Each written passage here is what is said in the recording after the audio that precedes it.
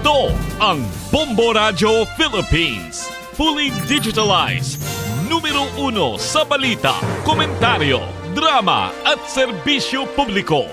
Bombo Radio Philippines. Bombo Radio Philippines. Ang inyong number 1 at most trusted radio network in the country. Basta Radio Bombo! Oras sa Bombo Radio Iloilo, Philippines Standard Time, 56 minutos na nakaligad sa takna sininga, las 11. Welcome sa pagpangalagad sa Bombo Hanay sa Udto diri sa DOFM Bombo Radio Iloilo, ang flagship station sa the number 1 most trusted radio network kinakadre ang Bombo Radio Philippines. Adlaw kita karon sang Sabado, Abril 27, tuig 2024. Sa gihapon inimolagan nimo ang kurman Bombo Chama Blanco Hover. Sa mga nalakuan kag mga nagapauna karon nga mga balita, 5th weekly draw sa Buena Mano Salvo Year 18 promo sa Bombo Radio kag Star FM hiwaton sa Santo Niño Norte, Arevalo. Sa mga kabombo naton, panay lang kamo sa paghulog sa inyo sining mga entry sa aton sining nga drop box sa area dira sa may area sang Santo Niño Norte, Arevalo. Sa aton sinima kabombo nga luyag pa makahingagaw maghulog sa ila sinima entries diri naman niya sa studio hingagaw lang alas 12 in punto mag-close kita sa pagbaton magatakop ang or santo na ang deadline nga sa pagbaton sa mga entries para sa week number 5. Sa dugang pa nga mga talupang doon karon nga mga balita, symposium para kay Tay Amador Tahang Langit ginapatigayon sa Santa Teresita Church sa Subong sining adlaw. Sa iban pang matalupang doon karon nga mga balita, City Agriculturist Office na nakapreparar na sa seedlings nga ihatag sa mga farmers sa syudad Pananglitan nga mag-ulan para makabawi sa epekto sa El Nino phenomenon. Samtang masobra 1 milyon ka pesos kabalor sa illegal nga droga na kumpiskar sa 2 ka persona sa kasang bypass operation sa Banuasang Istansya, Iloilo. Muni madalagkuhan mga balita, issues kay impormasyon ng main sentro karon sa aton sining pagpangalagad sa gihapon diri sa palatuntunan na Bombo Hanay sa Udto. Ang detalye madalagkuhan karon nga mga balita inyo bantayan sa baray nga pagpangalagad sa Bombo Hanay sa Udto pagkatapos ang Bombo Network News. Nakahibalo ka bala nga ang color ang makaapekto sang imo nga modo santo sa pagtuon sang American Home Shield. Mayara sang correlation ang color kag mood. Kaangay sang pula nga nagapataas ang blood pressure kag heart rate. Apang mas maayo ang duag nga pula kunyara ini sa kusina bangod mas nagapagana ini sa pagkaon. Ang shades nga blue kag green ang ginaabiso sa mga psychologist nga nagakadapat yara sa sulod sang imo kwarto bangod ini nagapakalma sa paminsaron sang tawo. Yari nga mga epektibo nga pamaagi agud mapabilin nga safe ang pagkaon sa imo pamilya. Ipabili ng katilo. Maghugas sa mga kamot bago mag-uyat sa pagkaon. Kag masami nga himuon ini sa tiyon nga naghahanda ikaw sa pagkaon. Maghugas man sa mga kamot pagkatapos nga nagamit ikaw sa kasilyas. Hugasan kag tinluan sa maayo ang lamesa kag tanan nga mga kagamitan sa paghanda sa pagkaon. Siguraduhon man nga safe ang kusina kag pagkaon gikan sa mga insekto, mga peste kag iban pa nga mga sapat. Ini nga pahanumdom ang ginadulong sa imo sang the number 1 and most trusted radio network in the country, Bombo Radio Philippines. Basta Radio! Ito ang Bombo Radio Philippines. Fully digitalized. Numero 1 sa balita, komentaryo, drama at serbisyo publiko. Bombo Radio Philippines. Bombo Radio Philippines. Ang inyong number 1 at most trusted radio network in the country. Basta Radio Bombo! This is Bombo Network News, noontime edition, broadcasting live at Bombo Radio Broadcast Center, Makati City, Philippines. Araw po ngayon ng Sabado, ika-27 sa buwan ng Abril, taong 2024. At ngayon sa ating mga headlines, itong transport group na Piston muling maglulunsad ng 3 araw na transport strike mula sa Abril 29 hanggang Mayo 1. State of calamity naman ng power situation, tinutugunan na ayon sa Department of Energy. Ekonomiya naman ng Pilipinas sumampa na sa 2.05 trillion pesos habang itong tourist arrival ng bansa tumaas ng 15% ayon yan sa Department of Tourism. Si Pangulong Bongbong Marcos naman hinimok ang mga Pilipino na alalahanin ang kabayanihan ni Lapu-Lapu. Posible mga pagbabago naman sa security situation sa Israel pinaghahandaan na ng Philippine Embassy sa naturang bansa. National news naman ng Hamas natanggap na at pinag-aaralan na rin ang bagong counter-proposal ng Israel kaugnay sa posibleng ceasefire doon sa Gaza Strip at pagpapalaya sa mga bihag. Sa ating balitang pampalakasan, itong Pacers binuhat ni Tyrese Haliburton laban yan sa Bucks sa overtime game sa 2-1 series edge. At live, nationwide via satellite, dumako na tayo sa detalye ng ating mga balita. Mga kabombo at ka-Star Nation, inanunsyo ho ng grupo ng transportasyon na pagkakaisa ng samahan ng Tupper at Operators Nationwide o ito hong transport group na piston ngayong araw na maglulunsad silang muli ng 3 araw na nationwide transport strike na magmumula huyan Abril 29 hanggang sa Mayo 1 ng kasalukuyang taon. Ito ay bilang pagprotesta pa rin ng naturang grupo doon naman ho sa nalalapit nga na April 30 deadline para yan sa kabuang konsolidasyon ng mga prangkisa ng mga public utility vehicle sa na isang requirement nga sa ilalim ng Public Utility Vehicle Modernization Program ng pamahalaan. Ayon kay labor groups ayon naman sa labor groups na kilusang Mayo 1 at All Workers Nation, makikiisa sila sa piston at magasagawa ng sarili nilang protesta sa nasabing 3 araw na transport strike.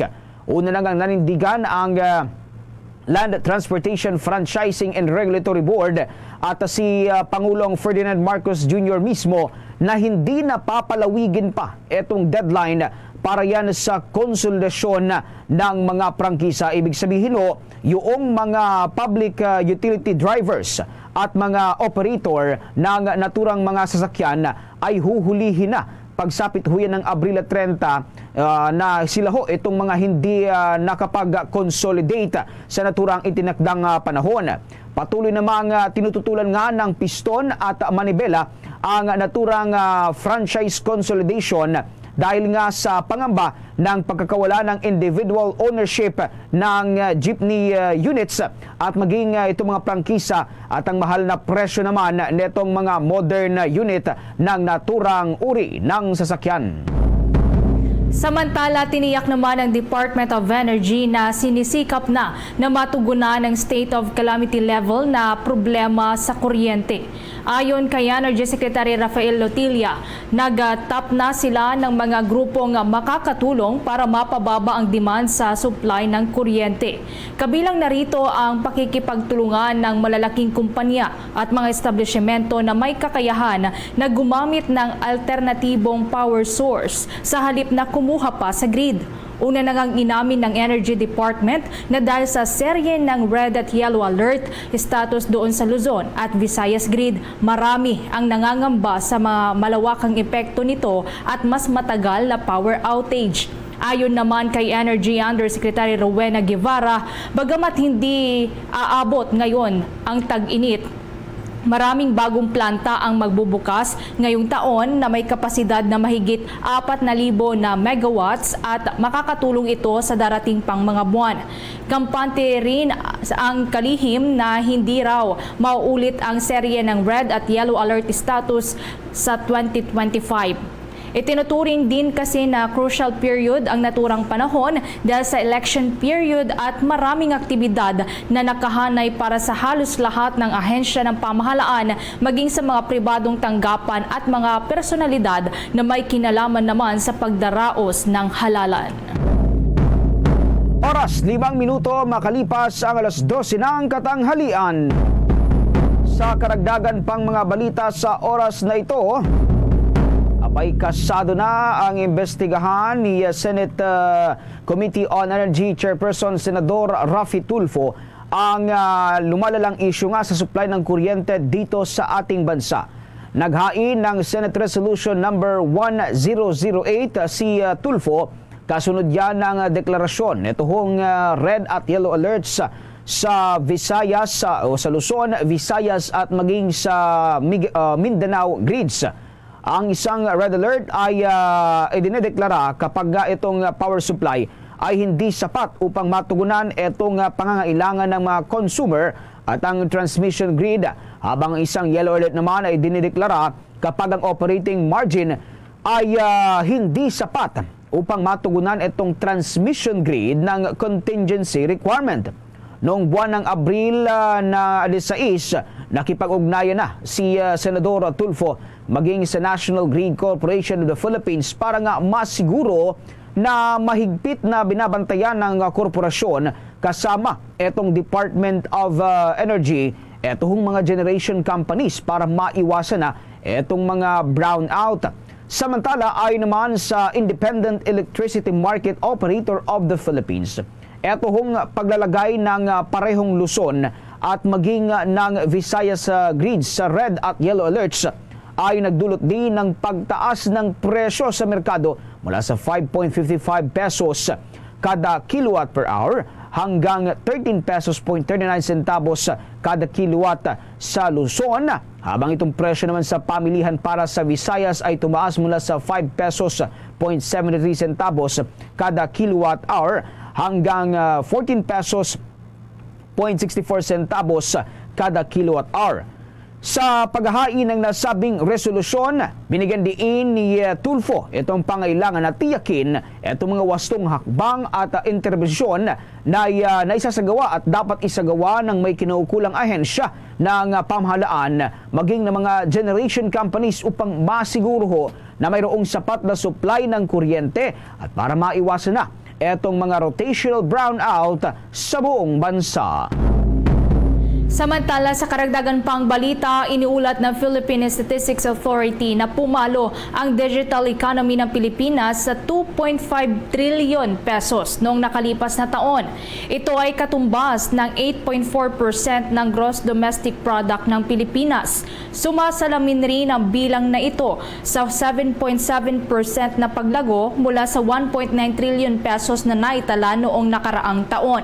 Ang digital economy nga ay sumasaklaw yan sa isang spectrum ng mga digital na transaksyon na siya namang sumasaklaw sa digital-enabled na infrastruktura, e-commerce, digital media or content at mga government digital services na dinadagdag na bahagi upang masakop ang mga serbisyo ng gobyerno na direktang nauugnay sa pagsuporta sa digital economy.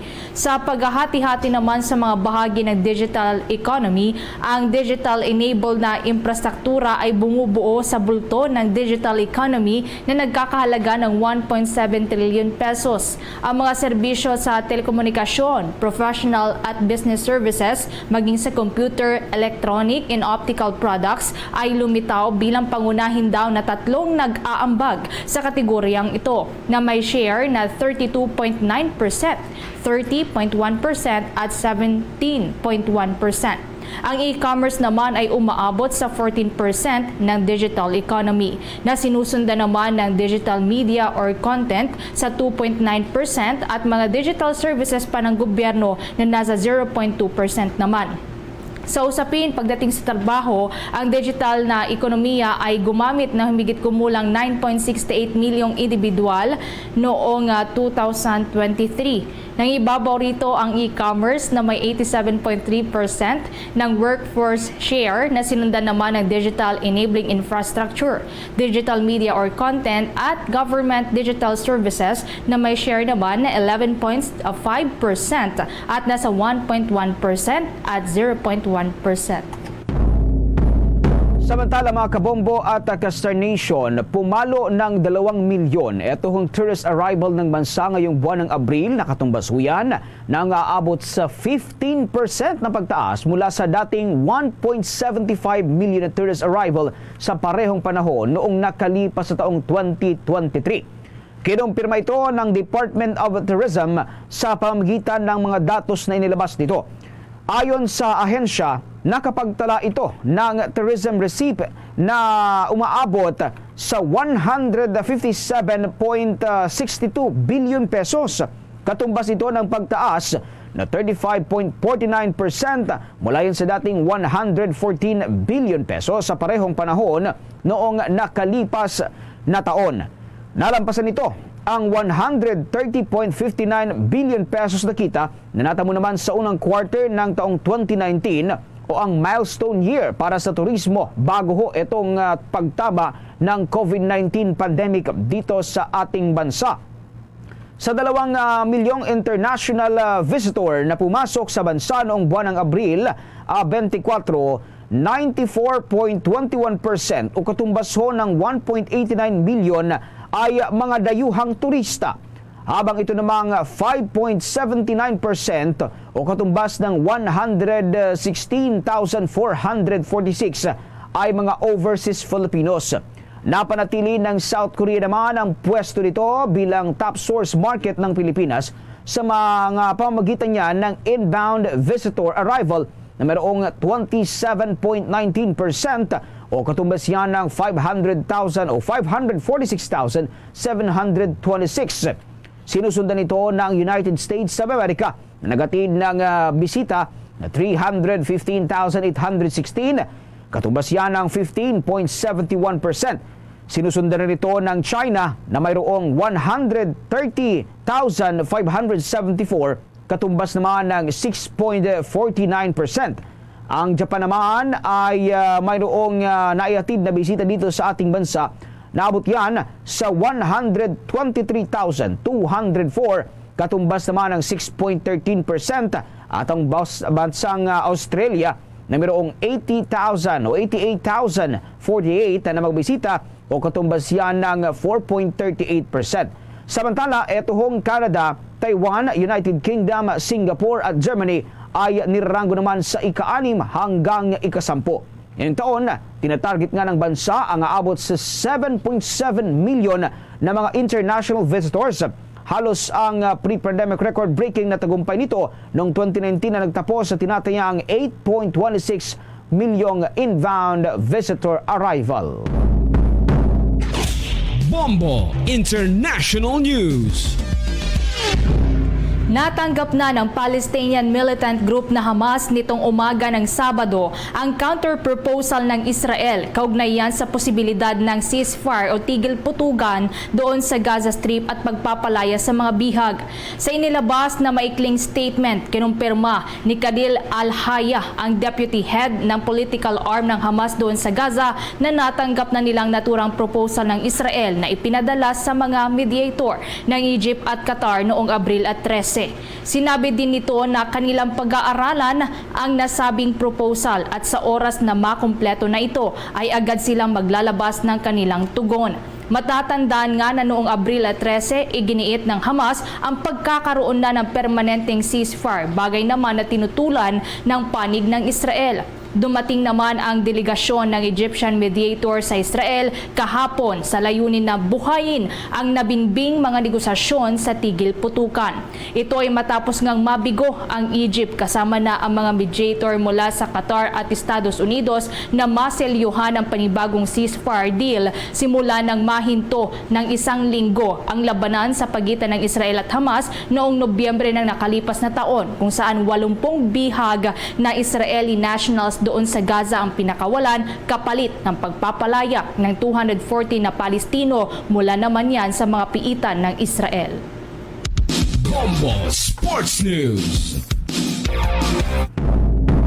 Update pa rin sa nagpapatuloy na playoffs sa National Basketball Association. Abay nag-convert ng 3-point play si Tyrese Haliburton sa natitirang 1.6 seconds sa overtime, kung saan itinaas ang Indiana Pacers sa score na 121-118 para makuha ang panalo laban sa Milwaukee Bucks sa Game 3 ng kanilang Eastern Conference First Round Series sa Indianapolis.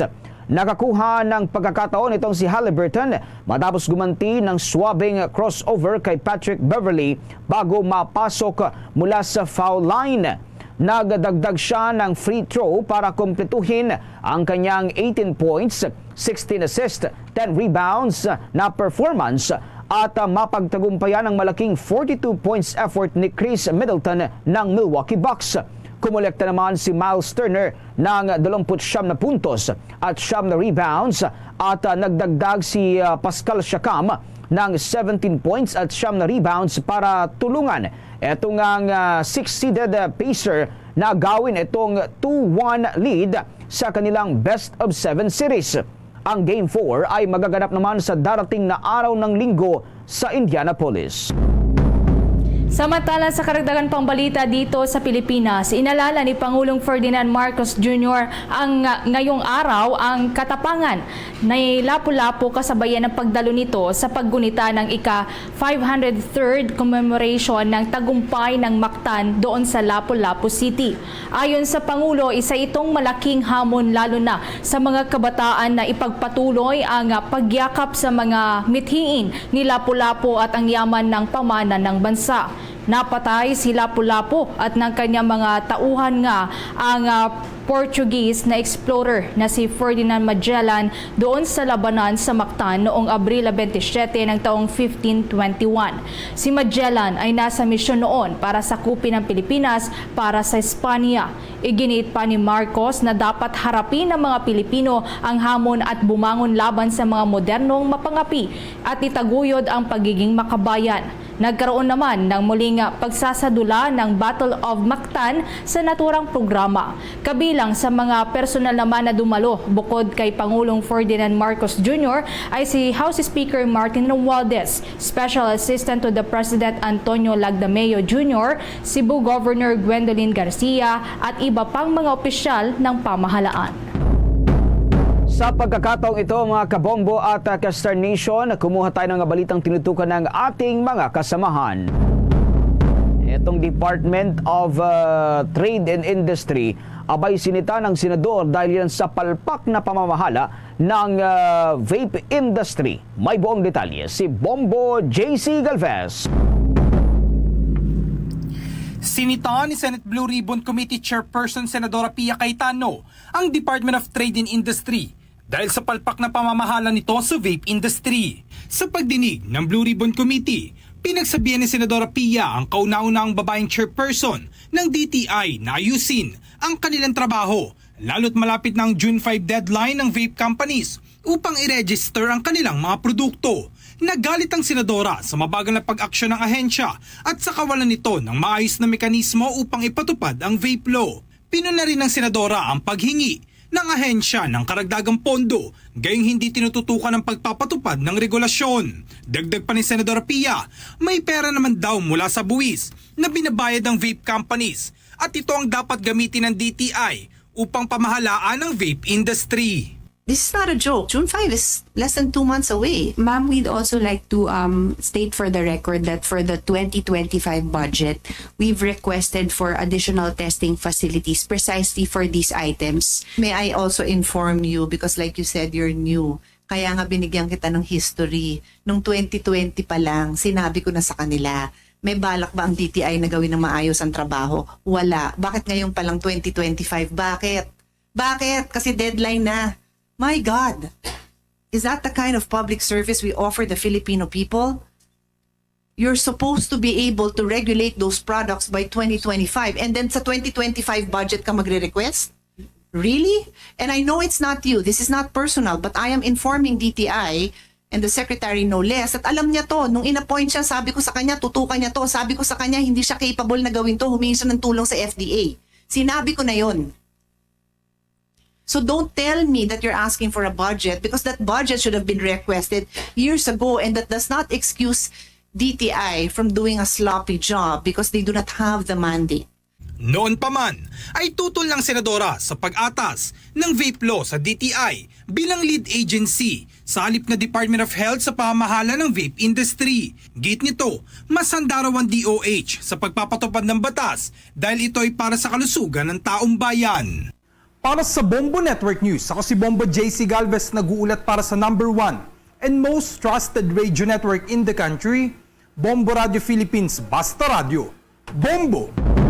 Sa ibang balita, ay dinadaing ngayon ng ilang grupo ng lokal na mangingisda na kumonte ang kanilang huling isda sa may Scarborough Shoal mula nang mag-umpisa ang balikatan exercises na maaaring umanong nagbunsod sa mga Chinese na magpadala ng mas marami pang mga barko sa lugar at patuloy na pangharas sa mga Pilipinong mangingisda. Ayon kay New Masinloc Fishermen's Association President Leonardo Quaresma, nagpapatuloy ang pambubuli ng Chinese Coast Guard at tumaas pa ang kanilang bilang pagkatapos ng balikatan exercise. Anya, noong nakalipas na mga araw, nasa 1.5 tonelada lamang ang kanilang huling isda kumpara noong nakalipas na buwan na umaabot pa sa 4 na tonelada. Ito ay sa gitna na rin ang presensya ng mahigit 30 Chinese militia at 6 daw na Chinese Coast Guard at 4 na Chinese Navy na namataan doon sa lugar base na rin sa kanyang nakalap na impormasyon. Ibinahagi din ito na sa kabila ng 5 araw na pamamalaot ng mga ito doon sa lugar, may pagkakataon na umaabot lamang sa 3,000 piso ang kanilang kinikita. Subalit wala naman anya silang magagawa dahil hindi naman sila maaaring magtungo sa may municipal waters dahil crowded na rin doon. Kinumpirma din nito na inalis ng China Coast Guard ang mga payaw na inilagay ng mga mangingisdang Pilipino at commercial fishing vessels na sa naturang karagatan kung saan ang mga Chinese anya ang nasa likod ng pagtanggal ng mga payaw doon sa West Philippine Sea. Matatandaan nga na nag-kick off ang ika-39 na balikatan joint military exercises noong Abril 22 na magtatagal pa hanggang sa Mayo 8 ng kasalukuyang taon, kung saan kasama ang naval forces ng Pilipinas, Amerika at France na nagsasagawa ng joint drill sa West Philippine Sea, bagay naman na tinututulan ng bansang China. Samantala, pumayag naman etong Department of Agriculture na mag-angkat ang Pilipinas na aabot sa 25,000 metric tons ng isda sa wet markets. Ito ay batayan sa inisyu na ng ahensya na isang Memorandum Order number 17. Dito nga ay nakasaad etong maaring angkatin ang mga small pelagic fish. Ayon sa ahensya, ito ay isinasagawa upang matiyak na may sapat na supply ng isda bago nga ang close fishing season dito sa ating bansa. Sa nasabing close fishing season kasi, isasara itong mga pangunahing fishing grounds at ito ay patutupad mula Oktubre 1 hanggang 31 ng Disyembre ng kasalukuyang taon. Samantala, napaaga lamang daw ang pag-i-issue ng nasabing memorandum ng Department of Agriculture upang maiwasan nga itong tinatawag na delay sa nasabing importasyon ng nasabing bilang ng mga isda. Samantala, naghahanda na ang Philippine Embassy doon sa Israel sakali daw na magkaroon ng pagbabago sa security situation doon. Sa harap na rin ito ng nagpapatuloy pa rin na gyera sa pagitan ng Iran at Israel matapos na makisimpatya sa Iran ang Iran sa Palestine na patuloy na binobomba ng Israel. Dahil nga sa nagpapatuloy na labanan sa pagitan ng Palestine at ng Israel, libo-libo na ang mga nasawi ng mga inosenteng Palestino. Kaugnay nito ay nagsimula nang makipagpulong ang Philippine Embassy sa Tel Aviv sa iba pang mga embahada ng Pilipinas sa Middle East kasama na ang Jordan. May regular ding ugnayan ang Philippine Embassy sa Israel doon sa Department of Migrant Workers at sa Armed Forces of the Philippines. Layunin naman ang hakbang na ito na masigurong nasa mabuting kalagayan ang mga overseas Filipino workers na naroon sa Israel. Patuloy rin ang repatriation effort ng pamahalaan para sa gustong umuwi muna pansamantala po dito sa ating bansa. Nagbibigay din ito ng mga kaukulang ayuda para makapagsimulang muli ng kabuhayan ang mga overseas Filipino workers na uuwi dito sa Pilipinas. Oras 24 na minuto makalipas ang alas 12 ng tanghali. Sa karagdagan pang mga balita sa oras na ito, mayroong nakahandang 15.5 billion pesos na calamity fund na maaaring gamitin ng mga ahensya ng gobyerno para maibsan nga etong negatibong epekto ng dry spell. Dulot pa rin yan ang umiiral na El Nino dito sa Pilipinas na kasalukuyan naman nakakaapekto sa iba't ibang probinsya sa bansa. Ayon yan sa Department of Budget and Management, Secretary na si Amena Pangandaman. Simulaan yan nang mag-umpisa ang kasalukuyang taon, mayroon ng 4.99 billion pesos ang nailabas mula sa kabuang 20.5 billion pesos na alokasyon na budget sa ilalim yan ng pambansang pondo ngayong kasalukuyang taon. Ayon pa sa ahensya, ang available calamity fund balance ay nagmula sa 2024 national budget at ang nalalabi naman ay sa appropriations mula sa nakalipas na taon. Kabilang din dito ang 1 billion peso na nakalaan para yan sa parametric insurance coverage ng mga pasilidad ng pamahalaan laban sa mga kalamidad na malimit nga na bumisita dito sa ating bansa. Maaari ding gamitin ng piling mga ahensya ng gobyerno ang kanilang built-in quick response fund para yan sa pagtugon sa epekto ng weather phenomenon. Saklaw dito ang mga first response agencies tulad ng Department of Agriculture, Department of Education, Department of Health, Department of Interior and Local Government, Department of Public Works and Highways, Social Welfare Development at maging ng Department of Transportation. Maliban nga sa Calamity Fund, naglaan din ang pamahalaan ng aabot sa 4.5 billion pesos para yan sa crop insurance program ng Philippine Crop Insurance Corporation. Popondohan nito ang finance crop insurance premiums ng 2.3 million na kabuhayan ng mga magsasaka at mga mangingisda dito yan sa ating bansa. Samantala, nakapagtala ang Philippine National Police ng mas mababa daw na crime rate sa unang 21 buwan sa ilalim ng Marcos administration kumpara sa parehong period sa ilalim naman ni dating Pangulong Rodrigo Duterte. Ayon kay Interior and Local Government Secretary Benhur Abalos Jr., bumuti ang peace and order situation sa ating bansa na may mas mababang index crime volume mula sa 196,519 noong pre-pandemic period po yan o July 1, 2016 hanggang April 21, 2018 sa mahigit 71,000 na lamang noong July 1, 2022 hanggang Abril 21 ng kasalukuyang taon.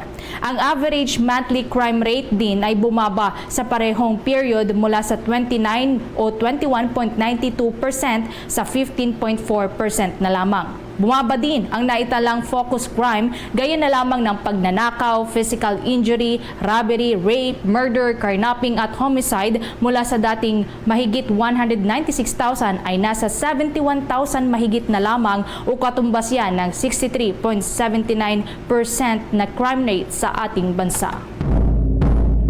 Samantala, malugod na tinanggap ng Philippine Coast Guard ito si United States Ambassador to the Association of Southeast Asian Nation na si Johannes Abraham na nagasagawa nga ng courtesy visit sa National Headquarters Port Area Manila.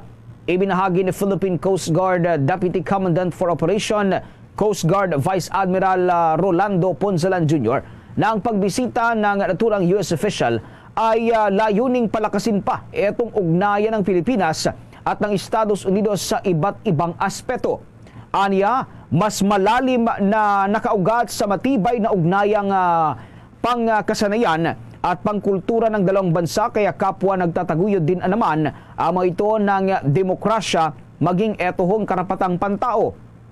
Dumalo rin sa pagbisita sina Philippine Coast Guard Deputy Commandant for Administration Coast Guard Vice Admiral Alan Victor de la Vega, Chief of Coast Guard Staff, Coast Guard Rear Admiral Hostilio Arturo Cornelio, at si Deputy Chief of Coast Guard Staff for Strategic Studies and Modernization, Coast Guard Captain Eric Ferranculio, at iba pang tauhan ng naturang kawanihan.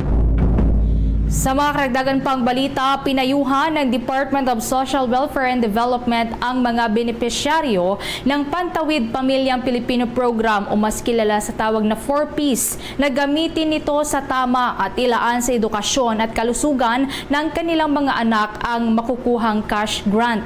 Ito ang paalala ng ahensya, partikular na ni Assistant Secretary for Disaster Response Management Group Irene Dumlao matapos nga niyang ianunsyo inanunsyo na maaari nang makuha ng mga eligible o kwalipikado na benepisyaryo ang naturang cash assistance. Maaari nila itong makuha sa mga accredited lamang na merchant ng nasabing ahensya. Samantala, nagpaalala naman ang opisyal sa mga naturang benepisyaryo na mag-ingat at makipagtransaksyon lamang sa mga itinalagang individual sa kanilang nasasakupan upang maiwasan na mabiktima ng anumang pambubudol.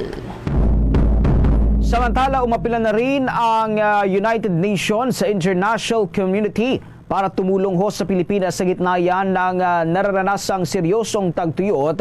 Dulot pa rin yan ng isa sa itinuturing na pinakamatinding El Nino na tumama sa kasaysayan.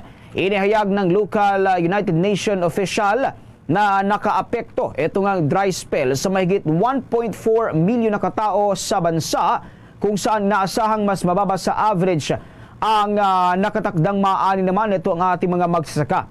Ay naman kay Climate Crisis Coordinator for the El Nino La Nina Response, UN Assistant Secretary General Rena Gelani, na bumisita nga sa Pilipinas, ipinamalas umano ng bansa ang kahalagahan ng pagkilos ng maaga bago pa nga tumama itong naturang sakuna.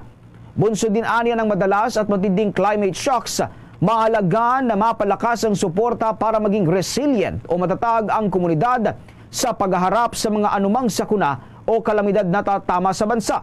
Ayon sa United Nations, ang Pilipinas ang isa sa most disaster-prone countries sa buong mundo at highly vulnerable naman sa climate change. Nagdulot ang mga sakuna na aabot yan sa $23 billion na danyos sa bansa simula pa noong taong 1990. Sinabi naman ni UN Resident and Humanitarian Coordinator in the Philippines, Gustavo Gonzales, na kanilang kinakalibrate itong technical assistance para sa bansa sa gitna yan ng walang patid na init ng panahon.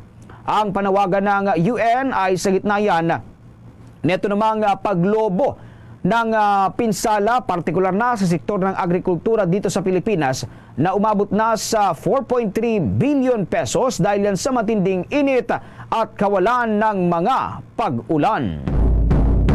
Nabiktima at nagkasakit naman ang halos 80 katao matapos umano itong food poison sa nangyaring tribal wedding doon sa South OP, Maguindanao del Sur.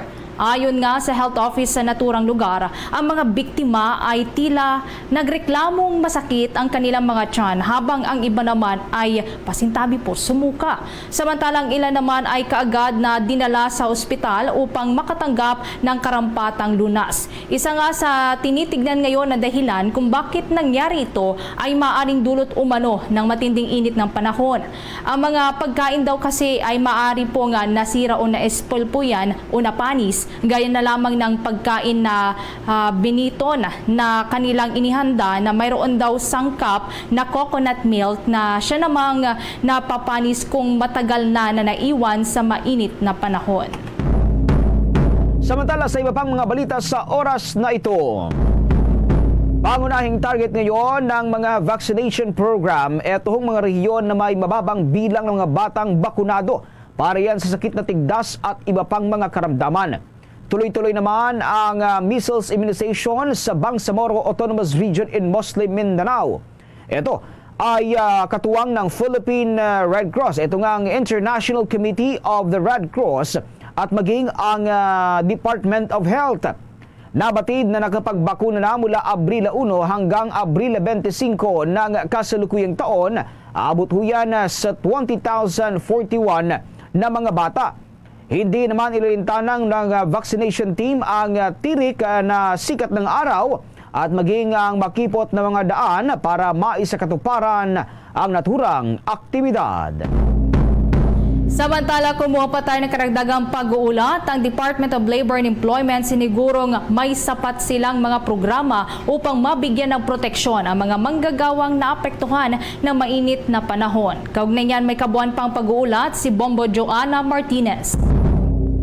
Siniguro ng Department of Labor and Employment na may sapat silang programa upang mabigyan ng proteksyon ang mga manggagawang labis na naaapektuhan bunsod ng mainit na panahon. Ito ang kinumpirma ni Department of Labor and Employment Undersecretary for Workers, Welfare and Protection Cluster, Attorney Benjo Santos Benavides, kaugnay sa pangangasiwa ng naturang ahensya patungkol sa occupational safety and health ng workers sa bansa. Ayon kay Benavides, bago pa man lumabas ang pag-aaral ng International Labor Organization hinggil sa posibleng dulot na mental health illness dahil sa matinding init ng panahon, ay nakahanda na ang Department of Labor and Employment at mayroon ng safety measures at programa na pinaiiral para sa kalusugan at kaligtasan ng mga manggagawa. Ang nakapaloob po sa ating mga standard, ito po ay bilang mandato o obligasyon ng ating mga employer. Una, i-assess yung nature ng trabaho. Ano yung uri ng kanyang trabaho? Saan ba niya ito ginagawa? Sa labas o sa loob ng mga pagawaan? Kagaya ng mga pabrika at mga enclosed spaces, meron po tayong mga specific na patakaran. Unang-una po dyan, yung ventilation.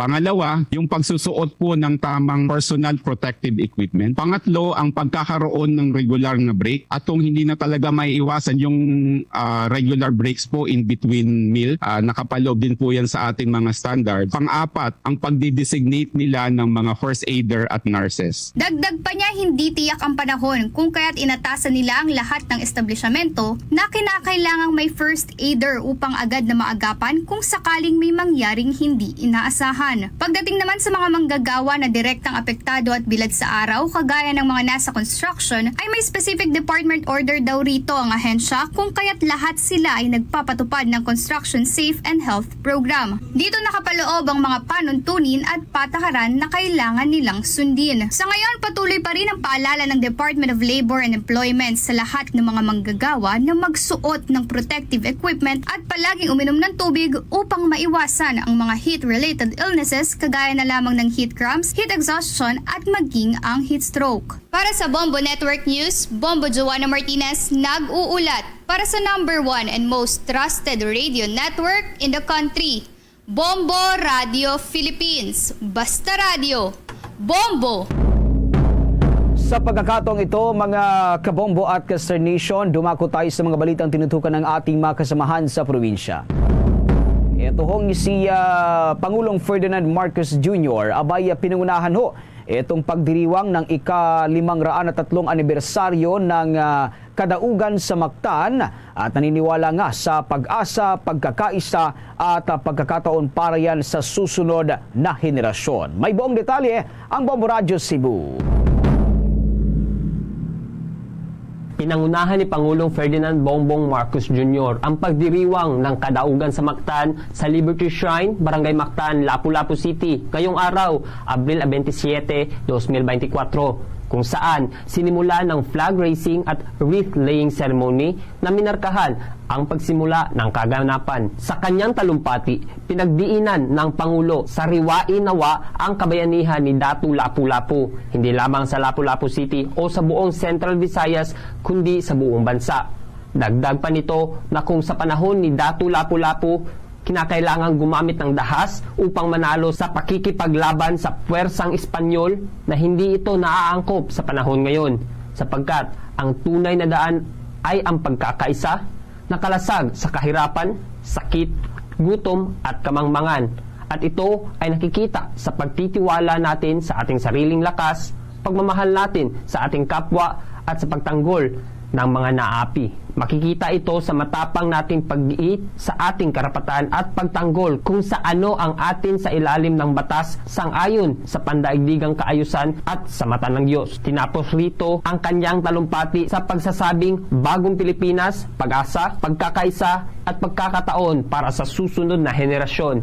Matatandaan na ngayong Abril 27, pinagdiwang ang ika-503rd anniversary ng manalo ang hepe ng Mactan na si Datu Lapu-Lapu at kanyang nasasakupan sa kanilang pakikipaglaban sa puwersang Espanyol. Sa ating pag-alala ng mga mahalagang yugto ng ating kasaysayan, ang responsibilidad na ipagpatuloy ang ipinaglaban ni Datu Lapu-Lapu ay nakasalalay sa ating mga balikat, lalong-lalo na ang pagsiguro ng ating bansa na patuloy na umuunlad. ipagpatuloy natin ang laban at pagtiyak na ang bagong Pilipinas ay umapaw ng pag-asa, pagkakaisa at pagkakataon para sa susunod ng mga henerasyon. Ating napakinggan si Pangulong Ferdinand Bongbong Marcos Jr. Mula rito sa lalawigan at lungsod ng Cebu, ako si Bombo Kenapor para sa number 1 and most trusted radio network in the country, Bombo Radio Philippines. Basta radyo, Bombo!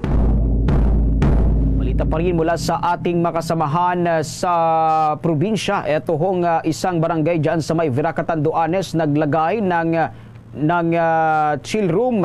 Ito na, balita tayo dito man sa may, dumako muna tayo mga Kabombo at Kasar Nation doon sa may Bombo Radio Vegan sapagkat ito hong rank 1 at rank 3 sa 2024 Civil Engineering Licensure Examination. Abay parehong higit pa sa kanilang kahilingan lamang na pumasa. Ito nga ang pagiging top-notchers nito. May buong detalye ang Bombo Radio Vegan. Labis na kagalakan umano ang naramdaman ni Cedric Jerome Carlos Donguines mula De La Salle University sa kanyang pagiging rank 1 sa 2024 Civil Engineers Licensure Examination.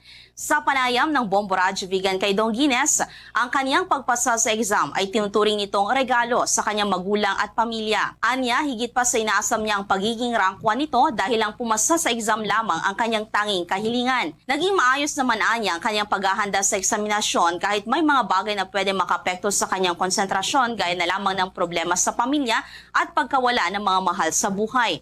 Payo naman ito sa mga nagbabalak mag-take ng exam na gawin ang lahat ng makakaya at mag-focus. Yung naging preparasyon ko ay naging maayos naman, although merong ibang mga naging problema, pero nasolusyonan naman po. Kung gusto mo talaga makuha, ilagay mo yung isip mo doon. Tapos, preparation is everything. Magtiwala ka lang sa sarili mo.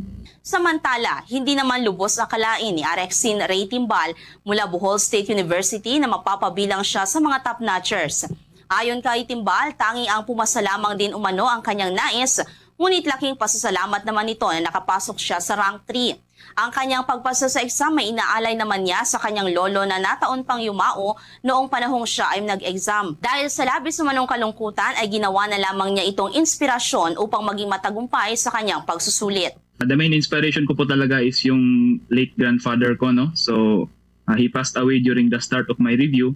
Kaya napaka-down ko ng panahon na yon, pero inisip ko na lang na I will do my best para sa kanya at saka kung ano man yung na-achieve ko ngayon is inialay ko po para sa aking late grandfather po. Yan ang ulat mula rito sa Bombo Radio Vegan para sa Bombo Network News. Ito si Bombo Mailing Cabanilla para sa number 1 and most trusted radio network in the country, Bombo Radio Philippines. Basta radyo, Bombo!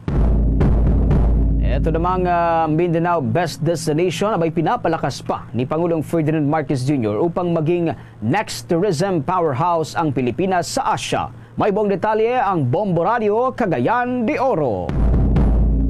Pinapalakas pa sa kagawaran ng turismo ang promosyon patungkol sa tourist spots, destinasyon, mayaman na kasaysayan at kultura ng mga lugar sa Mindanao. Layunin kasi ni Pangulong Ferdinand Bongbong Marcos Jr. na makuha ng Pilipinas ang pagiging susunod na tourism powerhouse sa rehiyon ng Asya. Ito ang mensahe na nilatag ni Tourism Secretary Maria Esperanza Cristina Frasco patungkol sa opisyal na pagbubukas ng 3 araw na Mindanao Travel Expo 2024 na isinagawa sa Atrium Limkitay, siyudad ng Cagayan de Oro kahapon ng hapon. Sinabi ng kalihim na itong dahilan na pinapalakas pa ng gusto ng Pangulo ang tourism development sa mga lugar ng Mindanao upang mangunguna ang Pilipinas sa Asya. Aniya, tama lang ang desisyon ng Marcos administration dahil totoo rin naman na ang dami ng mga lugar pasyalan at tirahan sa Mindanao, kaya pangalawang pagkakataon na nila inilunsad ang Travel Expo sa rehiyon simula 2023 sa Davao City. The Mindanao Tourism Expo is a flagship program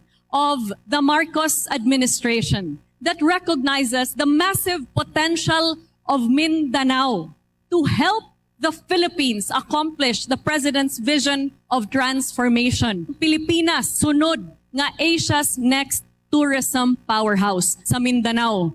In you is reflected the best asset of Philippine tourism. The culture that holds the key to the Filipino identity is alive and well Mindanao is a source of national pride for the Philippines. Mula Bombo Radyo Cagayan de Oro, Bombo Junil Ukat para sa number 1 at most trusted radio network in the country, Bombo Radio Philippines. Basta Radio, Bombo! Wapa tayo ng mga balita mula sa ating mga kasamahan sa probinsya.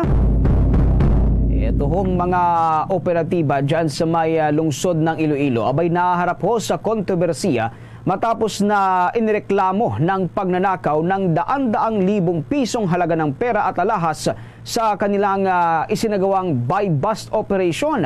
May buong detalye ang Bombo Radio Iloilo. Tiniyak ng pamunuan ng Iloilo City Drug Enforcement Unit na hindi nito palalampasin ng sinumang personnel na mapatunayan na responsable sa pagnanakaw ng daang-daang libong pisong halaga ng pera at alahas sa kanilang isinagawang buy-bust operation sa Kalaparan Arevalo, Iloilo City. Ito'y kasunod ng reklamo ng kamag-anak ng subject sa buy-bust operation na kinuha umano ng mga operatiba ang wallet na may lamang cash na nagkakahalaga ng 150,000 pesos at mga alahas na may kabuuang halaga na 100,000 pesos. Sa panayam ng Bombo Radio Iloilo kay Police Lieutenant Colonel Antonio Benitez Jr., head ng Iloilo City Drug Enforcement Unit, sinabi nito na sa inisal na pakikipag-usap nito sa nagre-reklamo, hindi rin ang mga ito makapagbigay ng sapat na ebidensya laban sa nasabing mga pulis. Ayon kay Benitez, kapag may nailabas na malakas na ebidensya ng nagre-reklamo, sa mismo bilang pinuno ng nasabing unit ang magsasampa ng kaso laban sa personnel na involved. Siniguro naman ni Benitez na hindi niya hahayaang magtagumpay ang mga illegal drug groups sa kanilang pagtatangka na sirain ang imahe ng kapulisan sa pamamagitan ng katulad na reklamo. We have conducted more than 100 operations sa Iloilo City at ngayon lang ito nangyari na may nag-complain. Sir, we are expecting na hindi naman titigil yung mga illegalista na involved sa pagbebenta ng illegal drug sa kanilang attempt para sirain ang unit. Si Police Lieutenant Colonel Antonio Benitez Jr. Para sa Bombo Network News, ito si Bombo Ayan Gahete. Para sa number 1 and most trusted radio network in the country, Bombo Radio Philippines. Basta Radio, Bombo! Mga kabombo at Kastar Nation, sa pagkakataong ito ay nasa linya na ng ating komunikasyon. Walang iba, si Father Adrian Louis Atundokan, isa hong parish priest dyan sa may Haiti. At makibalita tayo doon sa kasalukuyan hong gang war dyan sa naturang lugar. Kumusta ho, Father, etong peace and situation dyan sa Haiti? Ngayon sa Haiti, hindi na siya ganun ka grabe, no, yung sabi nating insecurity na situation, although nandiyan pa rin yung presence ng mga gangs, hindi pa rin sila nawawala, but ngayon kasi ngayong araw na ito nagkaroon tayo ng installation ng kanilang 9-member transitional council na sila yung mamumuno sa ngayon sa Haiti. So we are still trying to see kung anong mangyayari in the next few days, but dahil sa kanilang panunumpa ngayong araw na ito ay nagbitiw na nga sa kanyang pwesto si former Prime Minister Ariel Henry. Father, ano po ang kasalukuyang ginagawa ng Haiti government naman para resolbahin itong kaguluhan dyan? Ang pinakamatinding nagawa na rin po nila, no, is the curfew, pagpapatupad po ng curfew from 6 or 7 pala, 7 ng gabi hanggang 6 ng umaga. So wala talaga tayong mga sasakyan sa ating sa mga kalsada ngayon, and nakakatulong naman po yun. They have been extending it already since nagsimula po yung kaguluhan ng March hanggang ngayon. Nagpapatuloy pa rin po ang pagpapatupad ng curfew dito sa Port-au-Prince, sa Metropolitan Port-au-Prince area. Kumusta naman po ang komunikasyon sa inyo ng Philippine government, at update na rin po doon kung meron mang repatriation effort na itong ating pamahalaan? Hanggang ngayon wala pa rin tayong naririnig po, no, galing sa Philippine government dahil nga logistically speaking hindi pa sila makakapagpadala siguro din ng aeroplano sa ngayon dahil nga close pa yung airports natin. But there are some naman nung sa northern part kasi ng Haiti bukas yung airport, so I think may natutulungan na po sila doon sa area na yon. But here sa capital po, wala pa po tayong mga na-repatriate na mga Filipinos dahil nga sa pag-close ng airport, ng ating international airport. Sabi nga po ninyo, Father, bagamat hindi pa tuluyang natatapos itong gang war dyan sa Haiti, ay kahit papaano ay nabawasan na ito. Matanong lamang po namin, kayo po personally, willing po ba kayong magpa-repatriate o bas pipiliin na lamang po ninyong manatili dyan sa Haiti? Hanggang ngayon, plano pa rin po manatili since hindi lang naman dahil ito nagsisimula na nga magkaroon ng konting pagkalma or may konting parang nag-pacify na nga yung situation, but since we are mandated tsaka assigned din ako dito para tayong nasa barko, yung captain yung huling aalis talaga or tatalon sa dagat kung sabihin natin, and yun yung masasabi kong hanggang sa ngayon, despite the situation, ang sabi nga nasa alert level 3 tayo ngayon sa Philippine government, hindi pwede makapunta dito yung mga Filipinos, and we are still thinking na manatili hanggang ngayon dito. Father, may katanungan rin ang aking kapartner dito, si Bombo Ever. Okay, sa part ko lang po, Father Adrian, matanong ko na lamang din po kung paano po ba ninyo maiuugnay ito naman pong Easter Sunday 2024 message po ni Pope Francis hinggil po dun sa pagdisarma or hindi po paggamit ng dahas. Dito po ngayon sa nangyayari po na kaguluhan dyan po sa may Haiti, Father. Sa digmaan po talaga, wala lang po talagang nananalo. Yun ang makikita natin dito sa Haiti. Lalo na ngayon na makikita natin, it's just really between them, hindi naman namin kalaban yung Dominican Republic, at the more arms that they have, yun nga ang logic, it's becoming they're becoming insensitive sa mga tao, so mawawala din yung logic na sinasabi doon na parang might makes right, yung philosophy dyan, na makikita natin kung sinong may armas, sila yung tama. But no, they're all vulnerable. Lahat tayo dito, lahat kami dito, vulnerable to whatever is going to happen. Lahat na sama-sama tayong or kami na madadamay sa lahat ng sitwasyon in one way or another. But when we open our hearts and we stretch our hands to help them, that's the time that we can really build a lasting peace. Na sana ang mga mamumuno ngayon, lalo na ngayong magkaroon nga ng Transitional Council, huwag nilang isipin yung interest nila, kundi ang interest ng population ng Haiti. Whether foreigner kami or mga Haitians mismo. Kasi para naman to sa kanila, sa kapayapaan ng bansa nila. So, this is the time, I believe, na kung ito na nga yung Transitional Council, na sana ma-disarm ang mga gangs, na sana wala nang mag-provide sa kanila ng mga arms. Kasi Haiti is not a war factory, masasabi natin, pinapadala dito yung mga armas kung saan man galing yan. So, siyempre, gagamitin yun ng mga tao para nga manakot, magkaroon sila ng masindak yung mga tao at magkaroon sila ng power. So this is not supposed to be the case, kasi hindi lang naman ito yung usapan natin kung anong nangyari ngayon, but also the future, yung mga kabataan na napupunta na doon sa gangs. So peace is really going to happen only if we don't hold guns, but we hold each other's hands. With that, Father, maraming salamat po sa mga impormasyon na ibinahagi mo sa aming mga manonood, maging sa aming mga tagapakinig. Ingat po kayo dyan. Mga Kabombot Kasar Nation, nakapanayam natin, walang iba si Father Adrian Louis Atondocan, Parish Priest dyan sa may Haiti. Bombo Sports News. Ito namang Filipino basketball star na si Dwight Ramos abay pinag-uusapan kung makakapaglaro pa para yan sa Gilas, Pilipinas matapos nga ang isinagawang surgery nito. May buong detalye ang Star FM Bacolod. Pinag-uusapan sa ngayon kung makakapaglaro si Filipino basketball star at Gilas roster Dwight Ramos matapos ang natamong eye injury nito sa laban ng kanyang team na Livanga Hokkaido laban sa Utsunomiya Brex sa Japan B-League. Dahil sa nangyari ay kinabahala ni Gilas coach Tim Cone ang naging injury ni Ramos, ngunit matapos ang pagtipon ng mga impormasyon ay naging kalmado naman ito matapos kinakailangan lang ng short recovery bago ito makapaglaro ulit. Si Ramos ay nagtamo ng orbital floor fracture sa kanyang kanang mata at kailangan ang recovery time na nasa 2 hanggang 3 linggo. Sa nalalapit na pinaghandaan ng delegasyon ng bansa na FIBA Olympic Qualifying Tournament. Sa panayam ng Star FM Bacolod kay dating PBA at Taiwan League coach Chris Gavina na malaki ang naging improvement ng Gilas hindi lang sa chemistry ng team kundi maging sa kanilang individual abilities.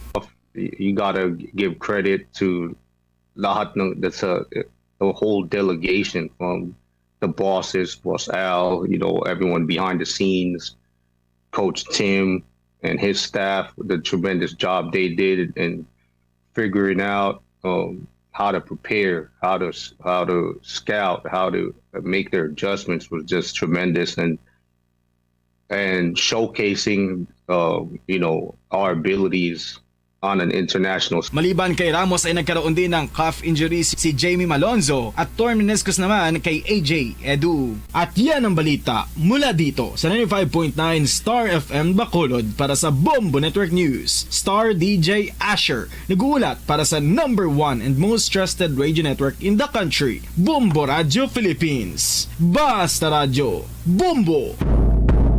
Mga kabombo at Caster Nation, bago po ito ang ating Orasyo Impirata, nais namin kayong muling imbitahan na maliban nga sa Bombo News Center, abay maaari rin po ninyong matunghayan itong ating 31 fully digitalized AM at FM stations.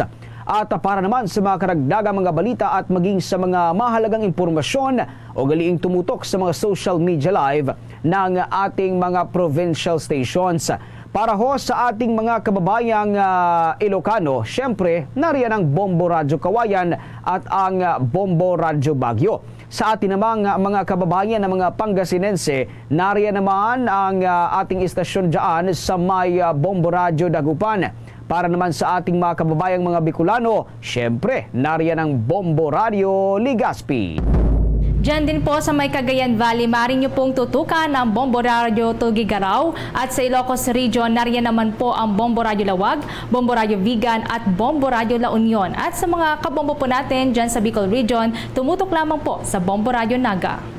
At mga kabombo Caster Nation, dahil nga po sa matinding init pa rin ng panahon na atin pong nararanasan ngayon, samahan niyo po kaming manalangin ng Orasyo Impirata for the rain due to the dry spell caused by El Nino. Most gracious and most merciful God, Creator, Source and Giver of all things, most powerful in heaven and on earth, we give you honor and glory. We thank you for our home, the earth, for our light, the sun, moon and stars, for our solace, our family and friends, our community, our neighbors. United as your children, we come to you pleading, shower us with rain, provide us with water that we need. Father, your children are begging to survive. Hear us, we deserve to live. Prolonged drought is depriving us of the fruits of our toil. Low water supply meets hunger and thirst for most of us. El Nino continues to threaten our relationship with one another. O Lord, this is a very hostile phenomenon that we beg for you to end. At this time of looming catastrophe, dear Lord, dwell in our hearts. Teach us to be more generous. Bring out the best in us. Turn our eyes and ears toward the needs of others, especially the poor. Move us to share more, care more, serve more, and love more. Holy God, you sanctify this earth to be our sacred abode. Grant us courage to take in hand the sufferings and the environment. Grant us might to save and protect the beauty of nature. Grant us wisdom to restore whatever we have destroyed. O loving God, behold in us your loving children. Feel us, feel for us. Let heaven cry and its tears be our blessed rain. Have mercy on us, Lord, have mercy. We beg you, most gracious and merciful God, please let it rain. Amen.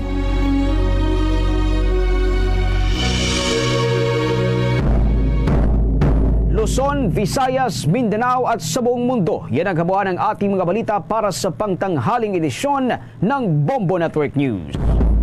Mula dito sa Bombo News Center para sa #1 and most trusted radio network in the country, Bombo Radio Philippines. Standard Time, impunto launa na, diri sa pagpangalagad sa bombohanay sa Udto. Balik kita karon sa aton sining palatuntunan. Subong adlaw, hiwaton ang 5th weekly barangay draw sa Barangay Santo Niño Norte sa distrito iya sang Arevalo.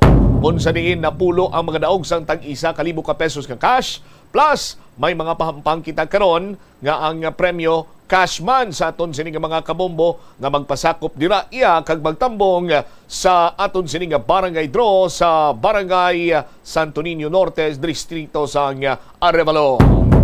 Check naton ang latest dira sa aton sining mga kulturan with the Bombo Jomar Villa. Bombo Joms, B-boy. Go ahead. Yes, babutsam kung ano kainit ang panahon subong, sobra pa kainit ang pag-abi-abi karon no sa pumuluyo at same time barangay official. Do hindi ko mabatyagan nga mainit ang panahon, Joms? Hindi kay aircon da mo. Kag ikaw kit do jacket kaya gani eh. Amo gani nami man. Japon superte, ayo. Sige, kumusta dira, Joms?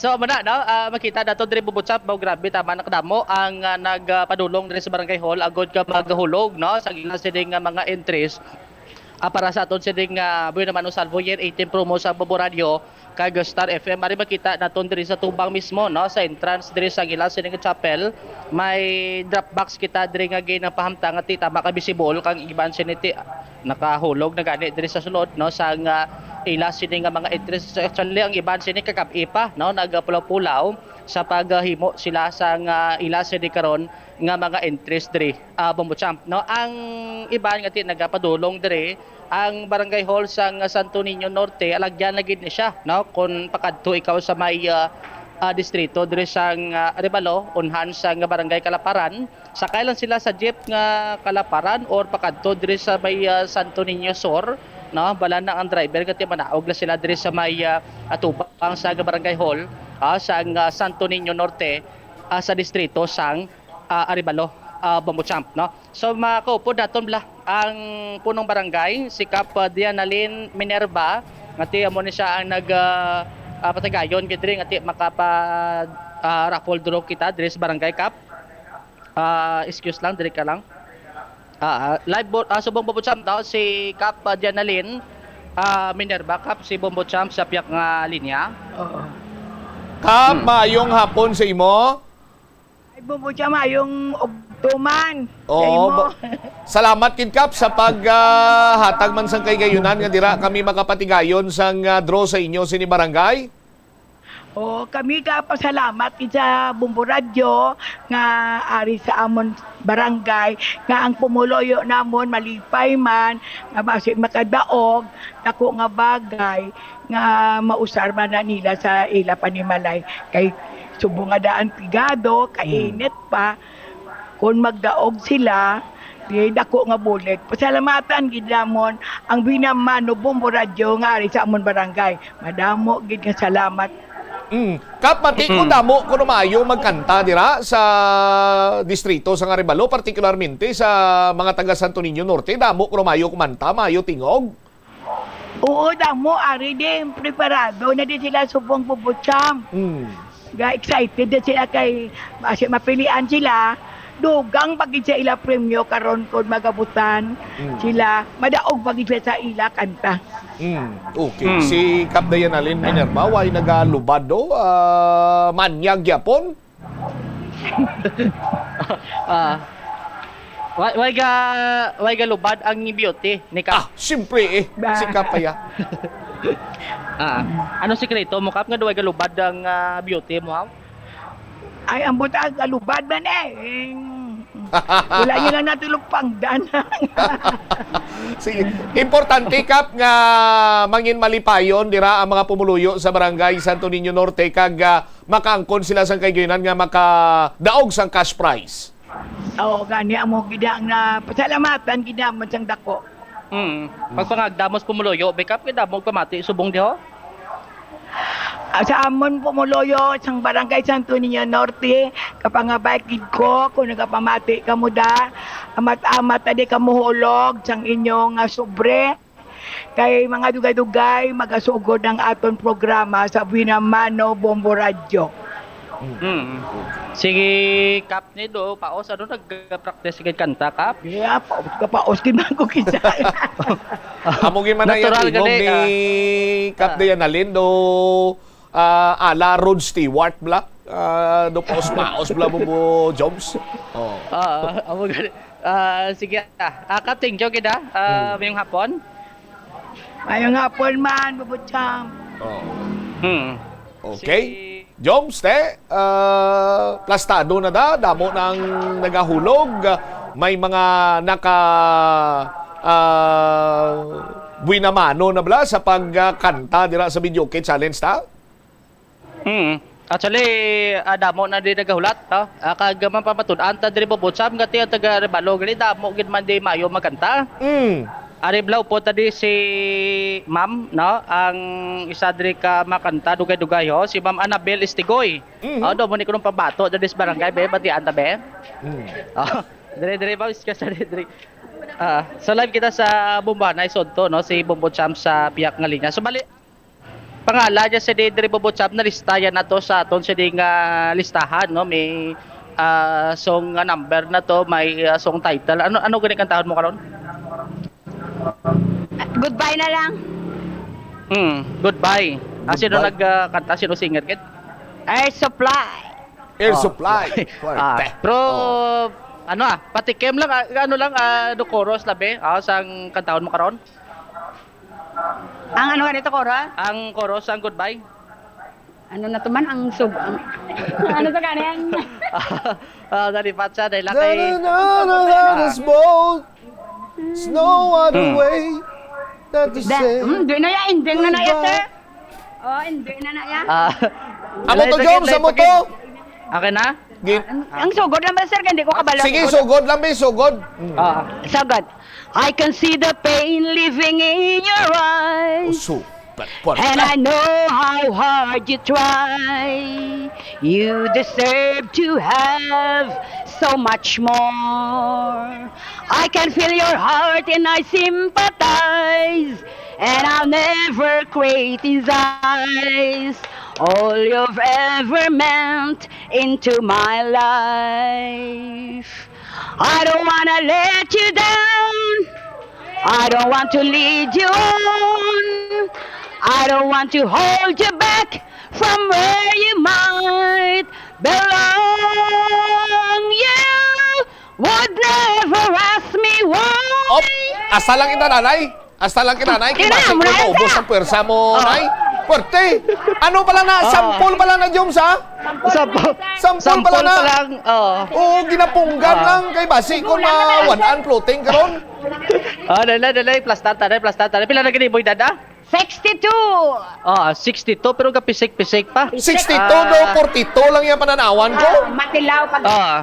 Ako ganito 26 eh. May iban pag ito siyang kanta. Ano pag itong kanta? Mga do mas namian mo pag ito? Budo mo tama ko dyan? The skyline pigeon eh? Be? Sige. For just the skyline pigeon dreaming of the open, waiting for the day when he can spread his wings and fly away again. Fly away. Tralanay ko Tom Jones. Budlay na mawadaan floating karon si Ma'am kag pag labot na sa contest proper basi kon madulaan sa tingog. Amo lang na patikim lang nanay, patilaw lang nanay subong. Bombo Jumar. Amo gani. Actually hindi lang isa siya din, no? Isa kundi banda mo di gapila bumot sa basi kon ubuson tani maubos oras tani karon. Ang iban siguro siniti dire na sa program proper na to, no? Dire sa bay barangay, no? Sa bay Santo Niño Norte, no? Sa bay distrito dire sang Aribalo, Bumutsam. Ang tingog ni Nanay Annabel, daog-daog ya pa mga pamatanon. Oo. Bumbuchamp, no? Sa 62 ka edad, pero gabirit pa mo. Oo. Pila na gani edad mo subong Joms? 27. 20 dugangan pa may birthday mo subong. Dapat may halad ka ginayang ambahanon sa mga tagpalamati ta subong. Amo gani. Karon na, plastad Hindi ta na yan pagpakaronan, subong na yan dapat ya. Karon na kay okay naman to kay Ma'am Annabel kulang to ya kay nagligan to Mumel, may utang man sa saton, kay kita mo lang na, masupot niya Joms. Dapat niya subong bisan kuros lang, gaan mo gi kami, binlan mo gi kami di subong. Oo, amo gani. Magbalik lang ko kay Lawig pa man. Hindi subong gid. Starting para ni karon pa mainit-init subong gid. Gusto ko ya Joms ya, subong gid Joms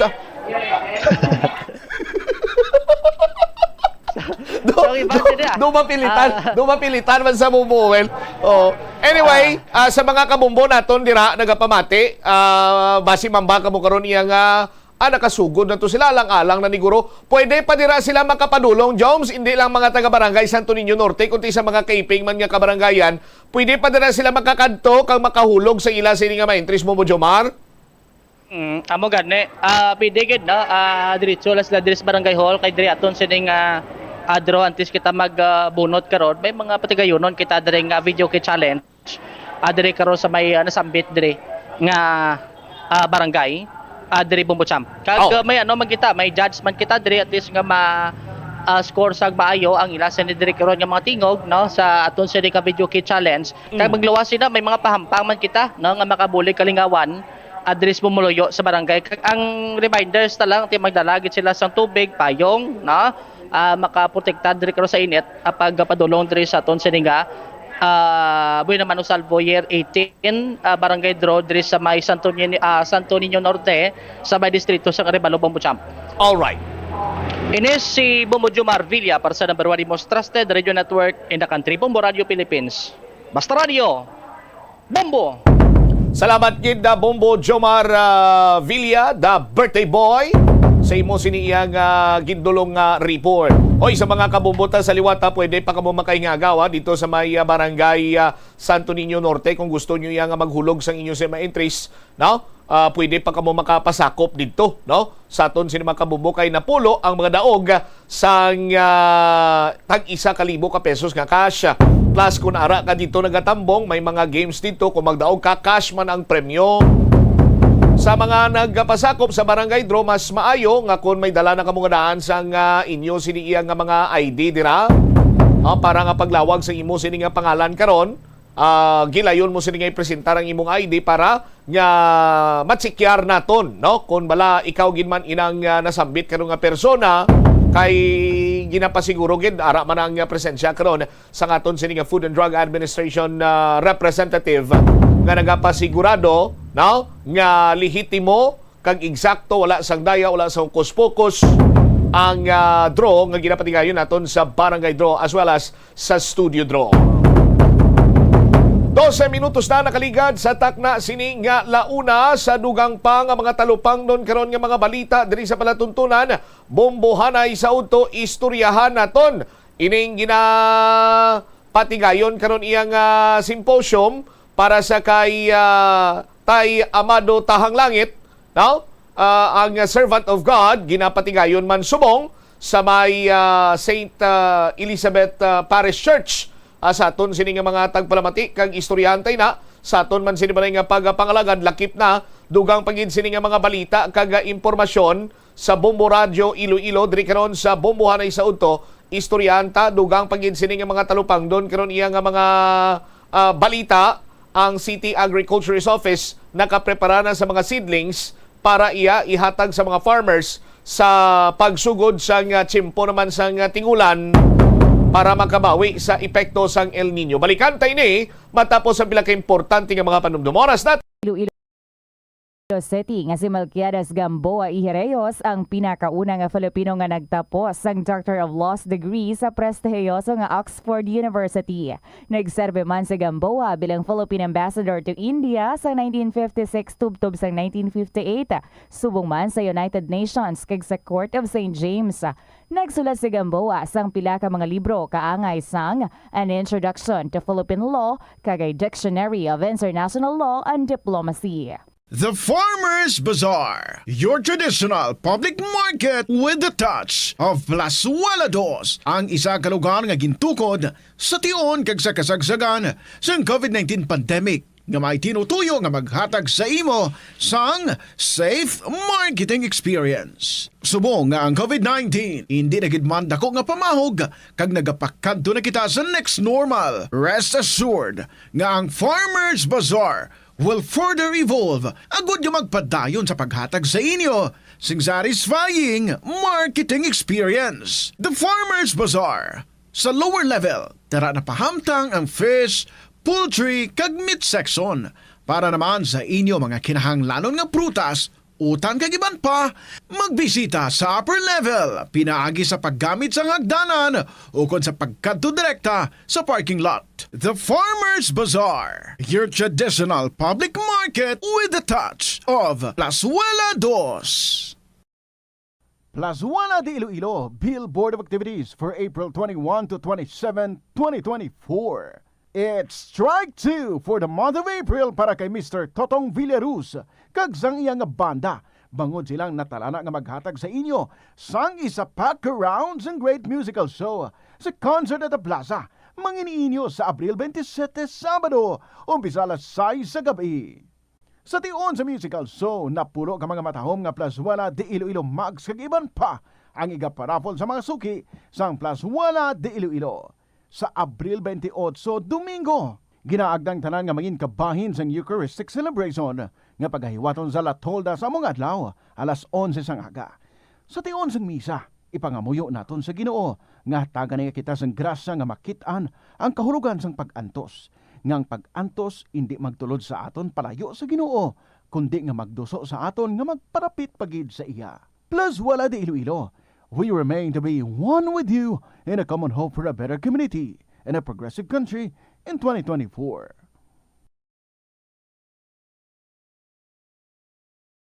Ang simple nga paghusay sang buhok ang may pila ka maayo nga benepisyo sa lawas.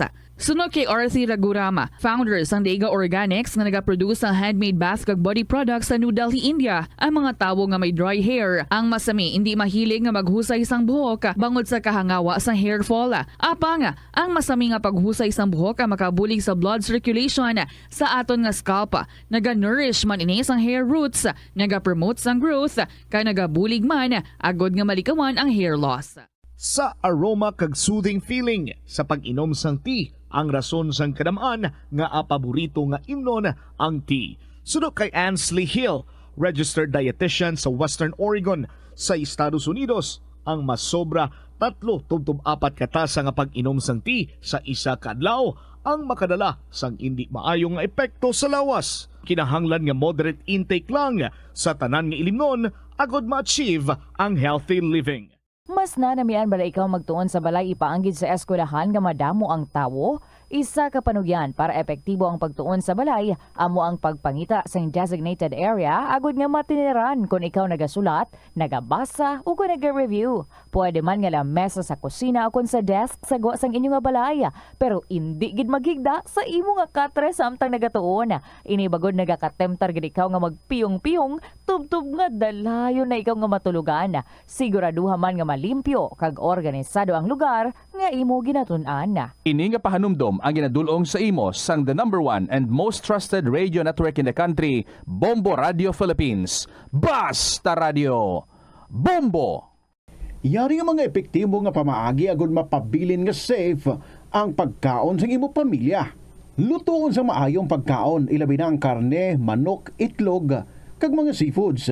Sa pagluto sa mga pagkaon nga may sabaw o konsarsa, pabukalan, kag paturon nga nagalabot ini sa 70 degrees Celsius ang temperatura. Bago kaunon, initon sang husto ang mga nabilin nga mga pagkaon o konsudan. Taguon ang pagkaon sa husto nga temperatura. Hindi pag-ibilin ang naluto nga pagkaon sa ordinaryo nga temperatura sa sulod sang 2 ka oras. Ibutang gilayon sa refrigerator ang luto nga pagkaon kag mga pagkaon nga madasig mapanos. Ipabiling nga mainit o kung masobra sa temperatura nga 60 degrees Celsius ang luto nga pagkaon, bago ini ihanda sa imo pamilya. Hindi pagtaguon sa madugay ang pagkaon mangin sa refrigerator. Ini nga pahanumdom ang ginadulong sa imo sang the #1 and most trusted radio network in the country, Bombo Radio Philippines. Basta Radio! Bombo!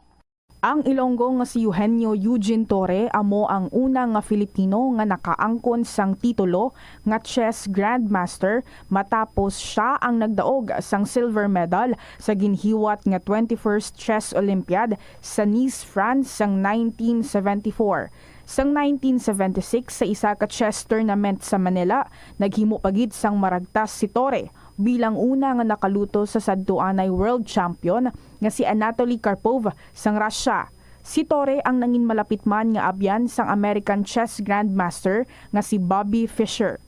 Natawo si Torre sa Iloilo City sadtong November 4, 1951.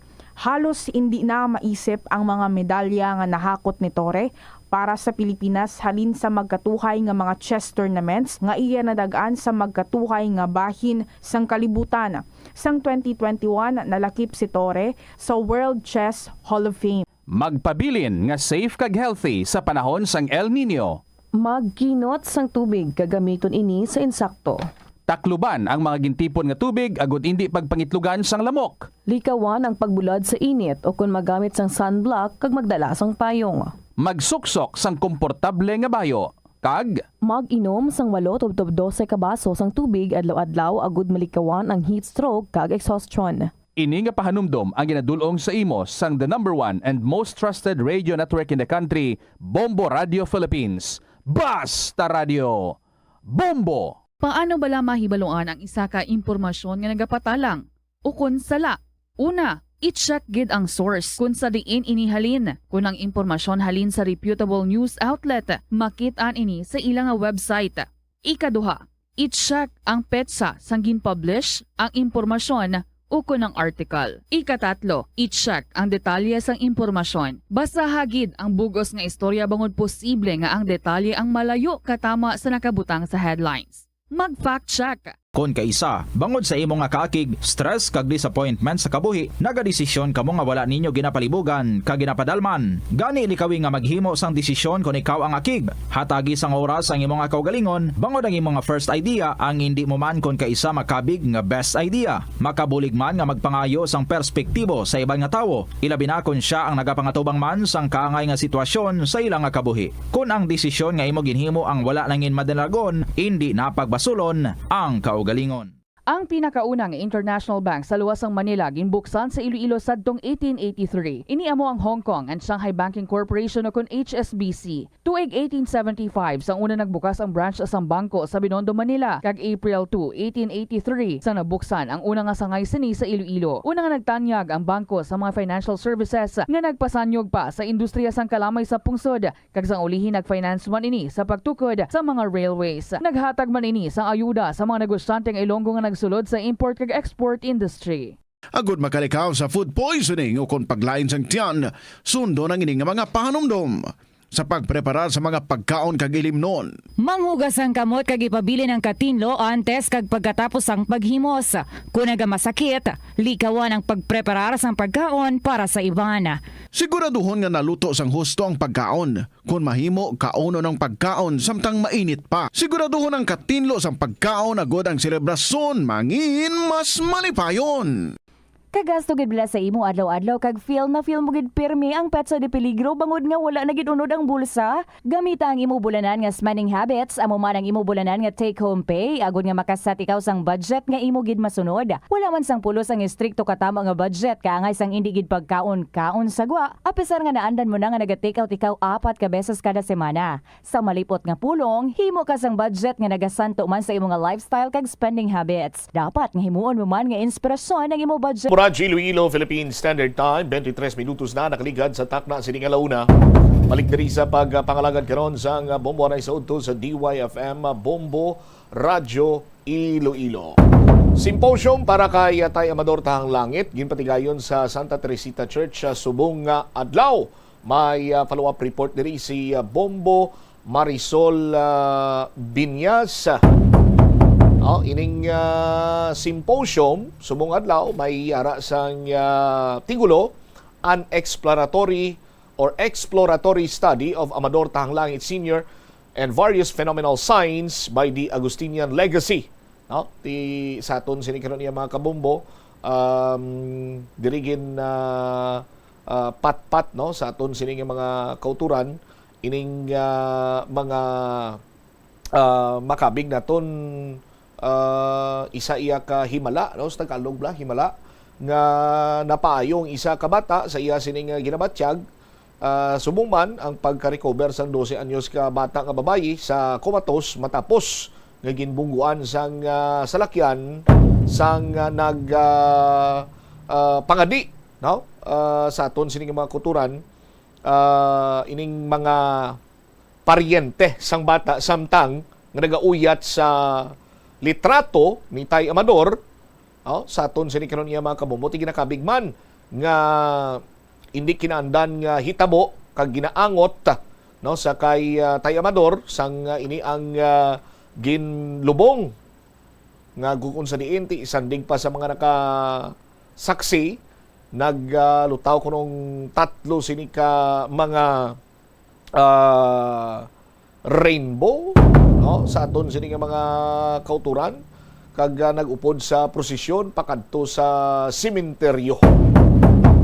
Check ta bala si Bombo Marisol Binya sa iya sini nga follow-up report. Sol sa report please come in.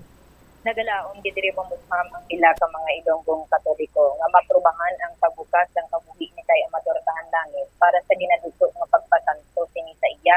Ini may kaangtanan man sa giniwat nga symposium agin pamunuan gani diri ni Professor Reynold Navarez, ang researcher kag publisher sang duwa ka mga libro nga anong diya sa kabuhi ni Tay Amador Tahang Langit. Umpisa sang gindugong ini siya ginkuha sa lulubngan kag nagpakita sang pila ka mga senyales sang mirakulo nga mahimo o kung ginahimo sa isa ka santo. Sa interview sa Bombo Radio kay Professor Reynold Navarez, ang researcher sa kabuhi ni Tay Amador Tahang Langit, asunod sa iya dako gid ang paglaom sini nga pinaagi-abi sa ginpatigayon nga tikang ining symposium makilala si Tay Amador sang simbahang Katolika para mabuksan man ang kabuhi sini kag makit-an ang nagakaangay bala nga makproklamar gid iya ang servant of God si Tay Amador bangod man sa iya mga hinimuan kag nahimo nga mga mirakulo sa diin ginpresentaman gani diri sa iya nga symposium ining pila ka mga tatlo diri ka mga persona na nagpatunay sang ila diri nga ang intercession man ni Tay Amador sa ila mga kabuhi sini kag ang mga tatlo diri ka persona nga nagpresent man kaupo diri sa symposium amo Sanday Roy Madela Tahang Langit, si Evelyn Bacabag, si Julian Aninyon. Suno diri kay Professor Navarez Pumutam nga may tatlo diri pinaagi man sa iya diri nga symposium may nahanungod may ginpakita diri o kung gin-discuss man diri ining isa ka bata nga anay na ko mabala kag pronounce na gani isang ka doktor man nga mangin baldado na gid ining bata diri sa bilog niya nga kinabuhi pero sang time kuno nga natabo ato nangamuyo kuno ining nanay niya kag at the same time ang bata man ay ginpangamuyuan niya ang iya nga bata kay Tay Amador kag gulpi lang kuno nag-ayo same man sa natabo diri nga ikaduwa nga miracle sa diin na isa man ka bata nga nabungguan gani diri Bombosam babae nga bata ini siya na coma ini siya after niya mabungguan kag asang time na to nagpray sila kay Tay Amador kag nagapati sila nga sa intercession abi ni Tay Amador na tigayon nga maayo ining bata nga supposed to be hindi naman makahulag sa iya sining ginahigdaan bangod man sa pagkakoma kag ang isa diri sa mirakulo man nga ginpresenta ni Professor Navarez nga madamo gani isang naka-witness, naka-akto, and at the same time na dokumentuhan pa ining natabo sang exhumation o kung sang pagkuha bala sang bangkay ni Tay Amador sa iya sining lulubngan sa diin may pila ka mga indication ang mirakulo especially ining dancing light nga nagpakita after sang ginkuha ini siya sa iya nga lulubngan. Subong dako gid kag positibo man ang ila sini nga bahin bangod sa madamo man nga nakasaksi kag nakapamatuod abi sa among nga mirakulo. Sa dugang balang pahayag aton pamatian si Professor Reynold Navarez. Is actually a symposium on the miracles, phenomenal signs that happen sa kay Amador nga amo ini ang gin-research kit nga gin-fund sa University of San Agustin. Kag ini na tapos ta kay dapat i-present kay that is part of the professorial grant nga we have to present what we have researched. So amo ini.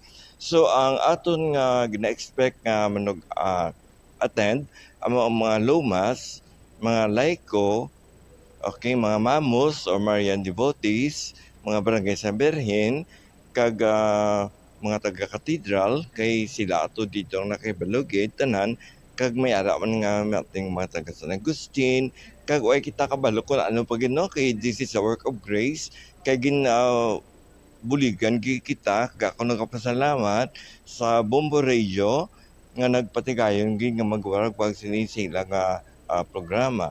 So amoy na Bali, ano ning matabo di karon professor? Ano oras gid kita ma-start? Ano oras matapos?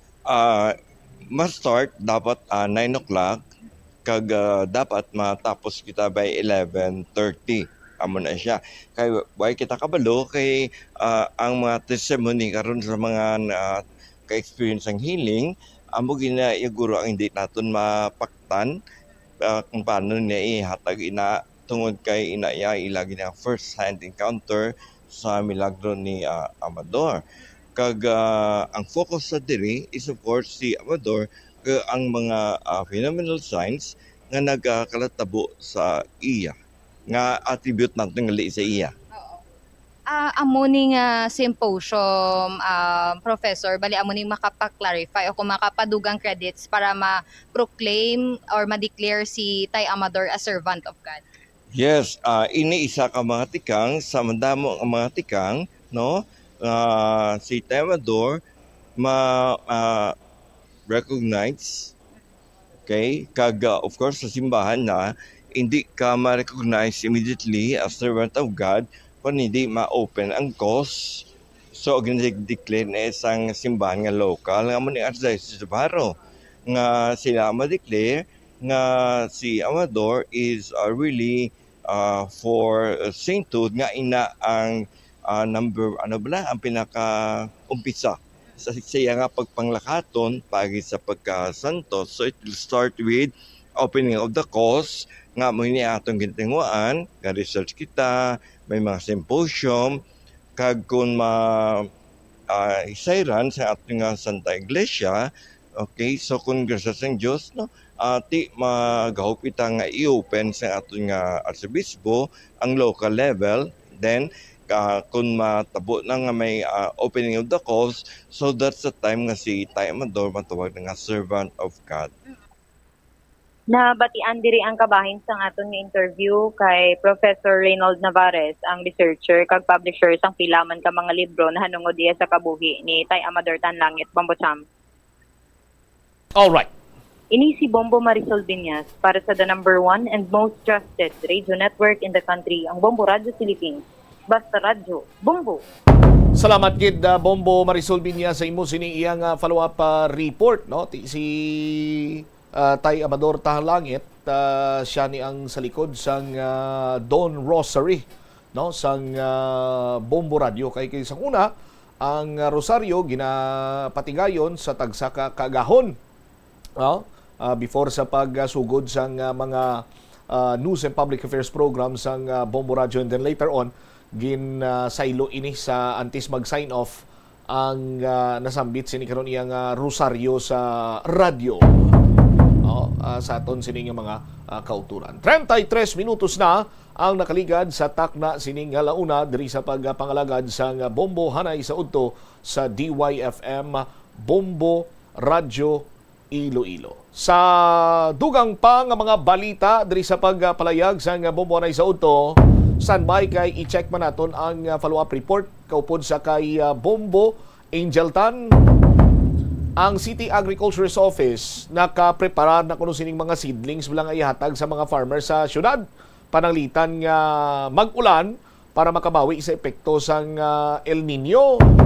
Pero ti sandig gani iya sa pag-asa, lauman pag inang mas mainit sini nga tiyempo sa pagsulod sa bulan iya sang Mayo. Ti ang bulan ay hansang Hunyo nga sa kinaandan amo iya ang tion sang tingulan. Matupa na balaihan ang ulan diri iya sa bahin sang Iloilo, no? Pero just the same, kung may ara gid man sang tiyempo sa pag-ulan-ulan, ti may naka-standby kang nakapreparar na nga mga seedlings para iya sa mga farmers nga ti makabulig man nga makabawi-bawi sa aton sini karon nga mga mangunguba. Ang problema lang sinadri kung matanom na tapos mag-init naman ang tiyempo. Di may mga nagakigo man bala iya nga mga programs ang city government, particularmente ang City Agriculture's Office, no? Sa sining panyempo karon, no?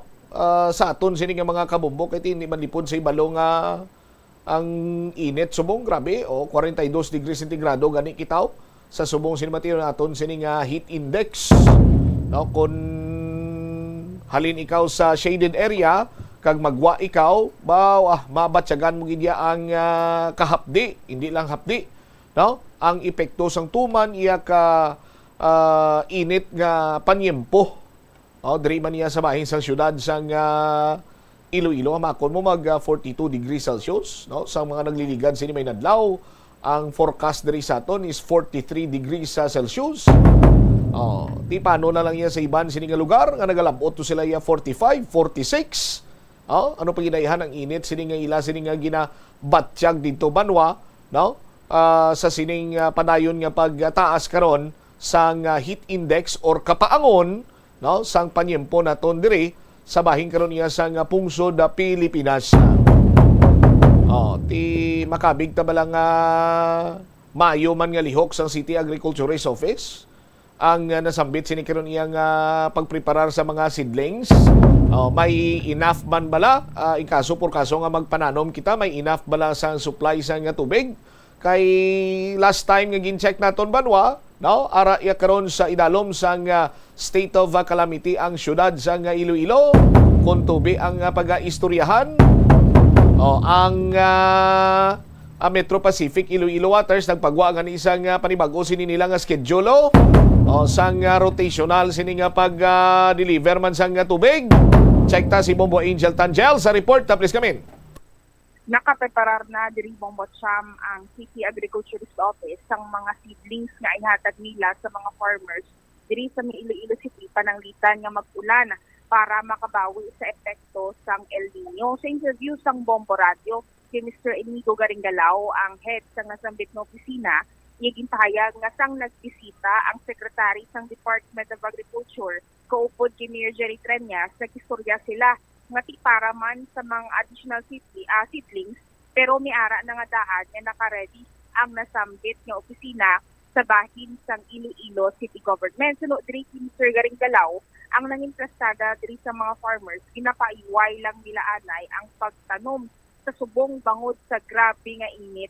Bombotsam kag wala ini sila basta-basta nagatanom, kundi ginapili nila diri ang mga makasarang makasurvive sa tuman nga kainit. Suno diri kini akong pasal diri ni Mr. Garingalao nga naggamay gid man tuod ang supply sang utan na ginaproduce sa mga farmers halin diri sa Iloilo City. Pero bilang pag-adapt nila asa ay dabi sa pagpili isang mga tanom nga makasurvive sa init, ang mga pang short term na balabong botsam nga in 1 month maka-harvest ini sila gilayon kag makasarang sa tuman nga mga init o kung sa tuman nga init. Ang mga farmers tribong botsam to wala man nagambal abi nga ginkakibot nila nga may El Nino, pero ang nagagawa diri nga tuod madamo na nga mga El Nino ang nagyan nila.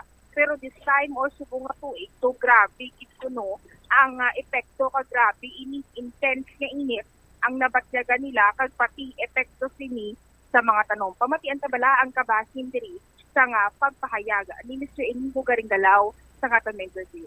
Di naggamay na ginang aton supply ng El Nino naton. Kagang pinaka aksyon sa aton mga farmers subong ginagamay nila ila lugar nga gina-maintain.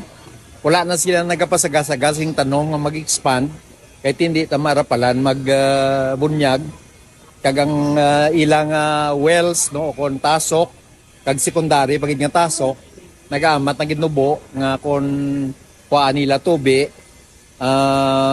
magasto na no kung gamitan sa motor.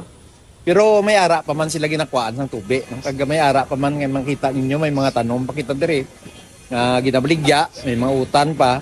Pero mo na gina-maintain lang sa aton mga farmers kay of course they have to survive. No kinanglan nila may baligyan ay man sila nga may baligyaon man sila nga mga utanon kaya sa tagadlaw nila nga limuon. Pero aso the effect definitely naggamay na ginang aton supply kag wala na nagapatuga-tuga mga farmers naton kag growers sing tanom sing madamo no. Kami tinaran sila pila ka plat kag usually gina-confine na nila sa mga pang 1 month bala nga mga klase tanom o kung tanom nga anad sa tag-ilinit.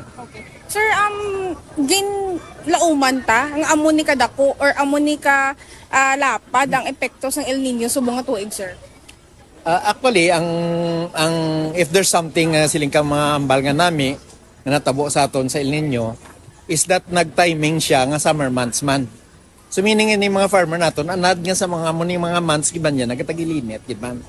So may mga ara sila nga natural nila kag normal kag kada gid man nila summer nga ginahimo like shift sila sa mga tanom nga pang summer inadyutay nila kag nakatasok ni sila kag nakahimo sa ikaduha nga tasok. Ang way lang gid nila na mabantayan gid sing maayo is nga intense siya katama. Kag siya do sa kakusog. So amo na ang mga mitigation nga ginhimo sang farmer kon panagang kag ang pinaka-last na actually nila himon is may mga supply das lang kun ano man nga pagkaon agwan taon nila hasta nga magulan-ulan naman liwat. Sir, nakamuno ka sir nga if ever nga mag-ulan-ulan gamay naka-prepare ka mo seedling, sir? Oo, amo na no kay luwas abi sang iya sang city ginaidog-idog taman ang aton mga suporta when it comes sa tamnanay kag sang ari diri ang Secretary of Department of Agriculture gin-host ni Mayor sa lunch ang mga request naton nga dugang nga mga seeds, dugang nga mga input ginduhol personally ni Mayor no sa kay Secretary. Kag ang himuon na naton nga uyatan na naton Mayo pagkatalithi pagkaulan readily ihatag na sa mga farmers para makarecover sila sa mga months o kung inadlaw nga wala sila tamnan. Bombo Cham na batian sa mga kabombo naton si Mr. Inigo Karingalaw kagabri sa tayo naman sa isa ka farmer tuman man diri ang ilang pagpuriit sa mga nagakalatabo sa ilang tanom diri sa Iloilo City bangod man sa tuman na init. Sa interview diri sang Bombo Radio kay Mr. Richard Bacario ang presidente sang Barangay Rice Farmers Association sa Iloilo City gayong pahayag nga sa peak sang sining summer nagkalalaya gid ang ilang tanom kag hindi gid makasarang sang bunyag Bombo Cham apisar nga himuon nila 2 times a day pa di ang bunyag. Sadto kuno ang duta diri do malalang nagakaging lang pero subong iya ang bunga sang ilang mga tanom do sunog na Bombo Cham kag patag nga diri sadto makatanom sila around sa area at 300 square meters pero subong iya galapos na lang 100 to 150 square meters diri ang ma-occupy nila sang isla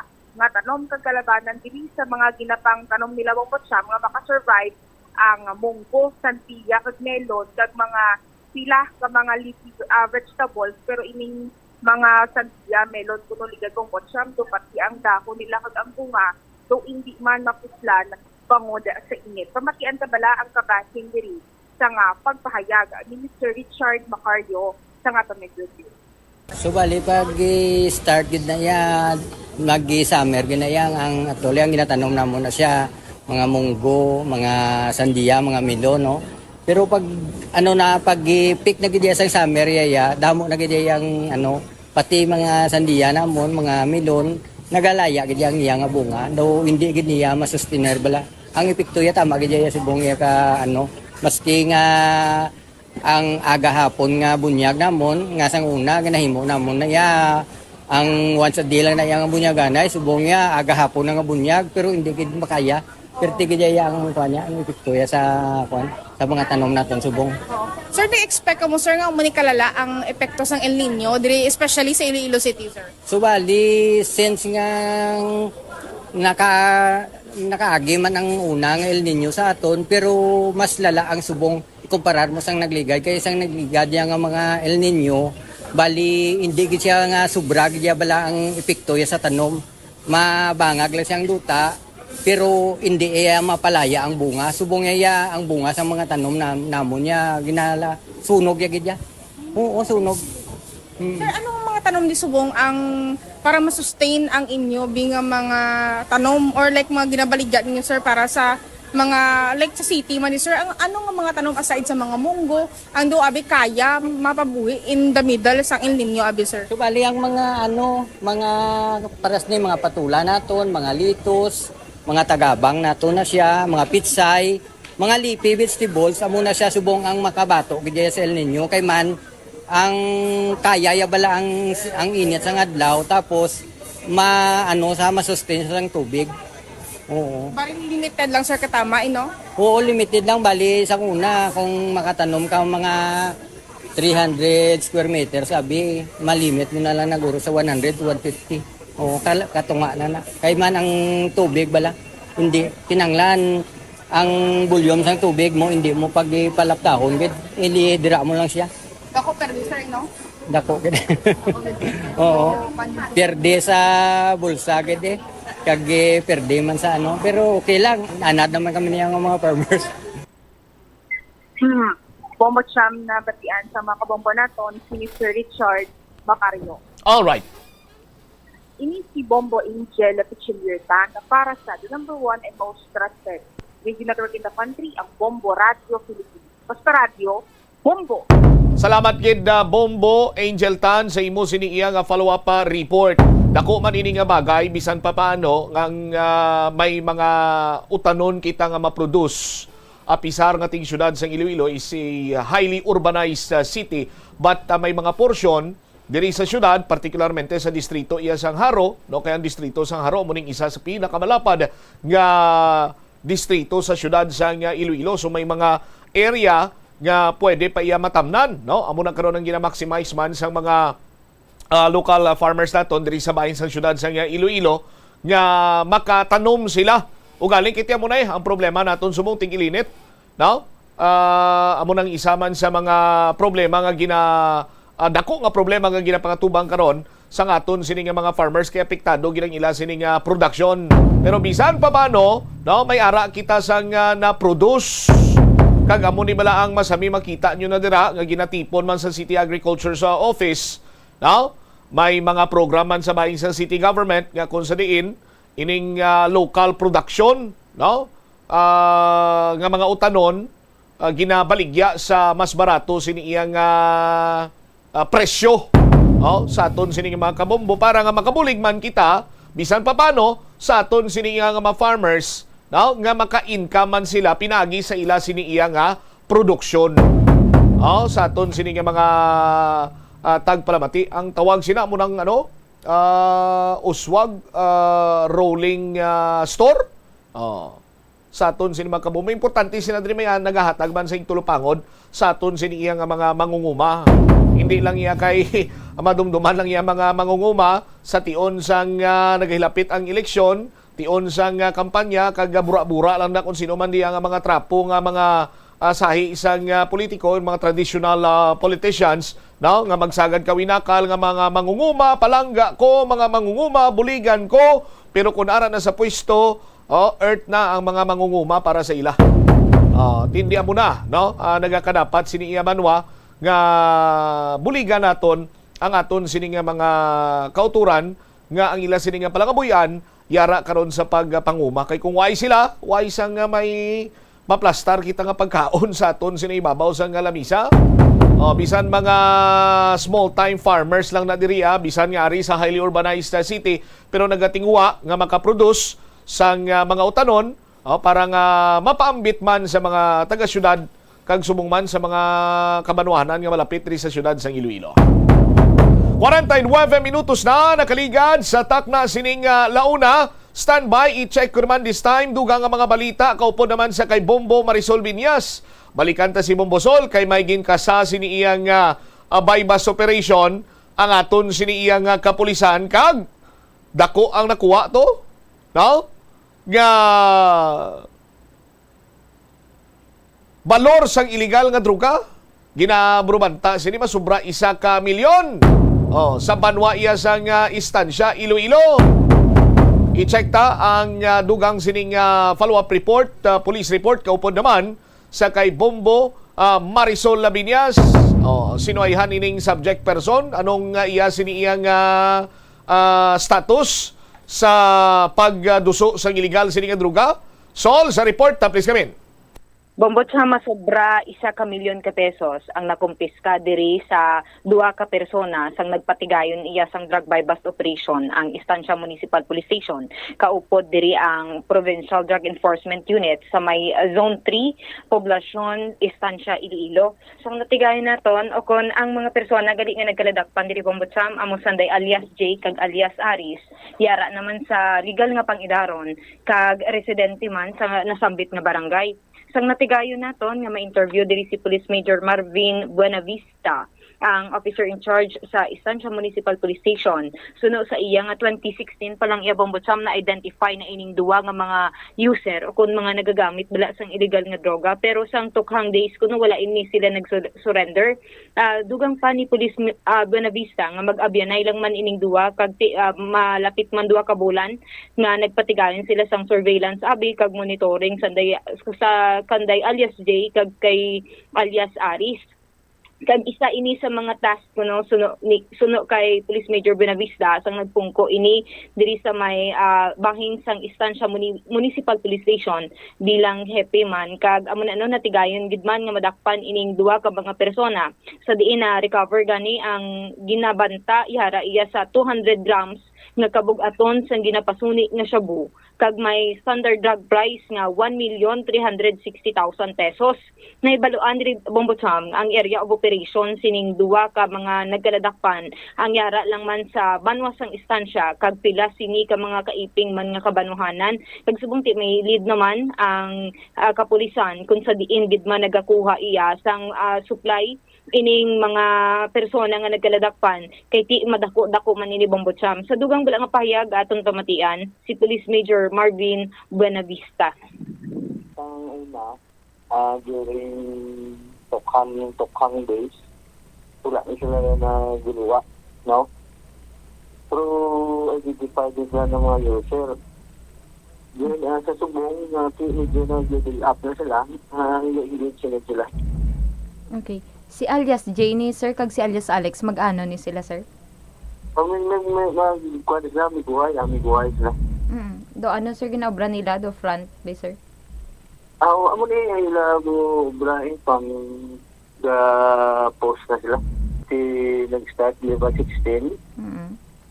Wala ni sila na buwan na buwa. Dili din subong.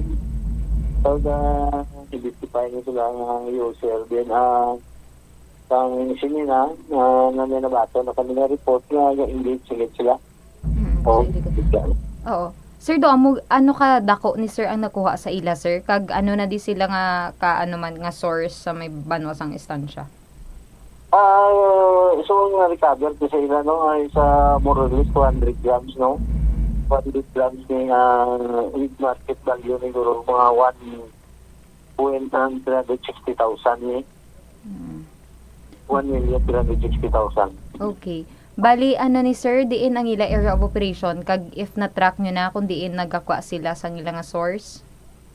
May anak na kami no. So, hindi ka lang mag-divulge kay CDPD ang follow-up ta. With the help na no, sa ating PDO. So, naging successful ang operation. Subong ma'am, I'm very sorry to say nga, hindi ko ma-divulge sa imo ang source nila. Yes, Kaya na ng plano. May mga future operation na kami, ma'am. Okay. Bali, ano ni sir, wala man ni sila record iaabi outside sa illegal drugs just in yung police station or sa ilang barangay na mga record nila? Wala man, ma'am, no, wala man. Wala ni sila din sa report ka di. Mula na, gagwa ang ilang ngalan. Sa pag during the revision na mong tanan. So, gagamit din sila iya sa una.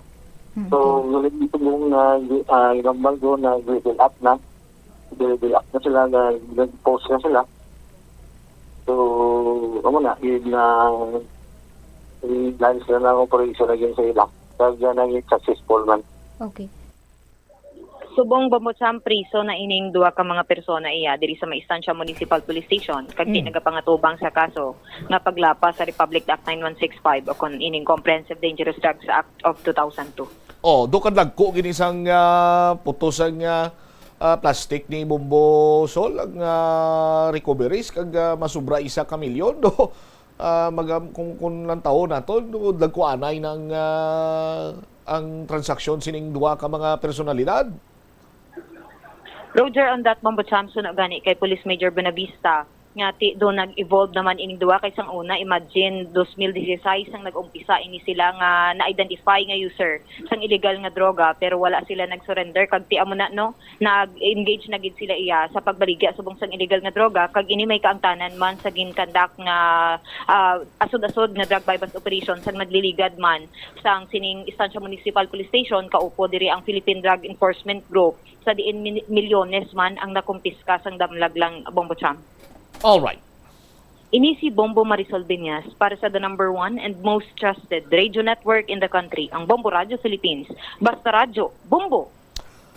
Salamat gid da Bombo Sol Biñas sa imo siniiyang report.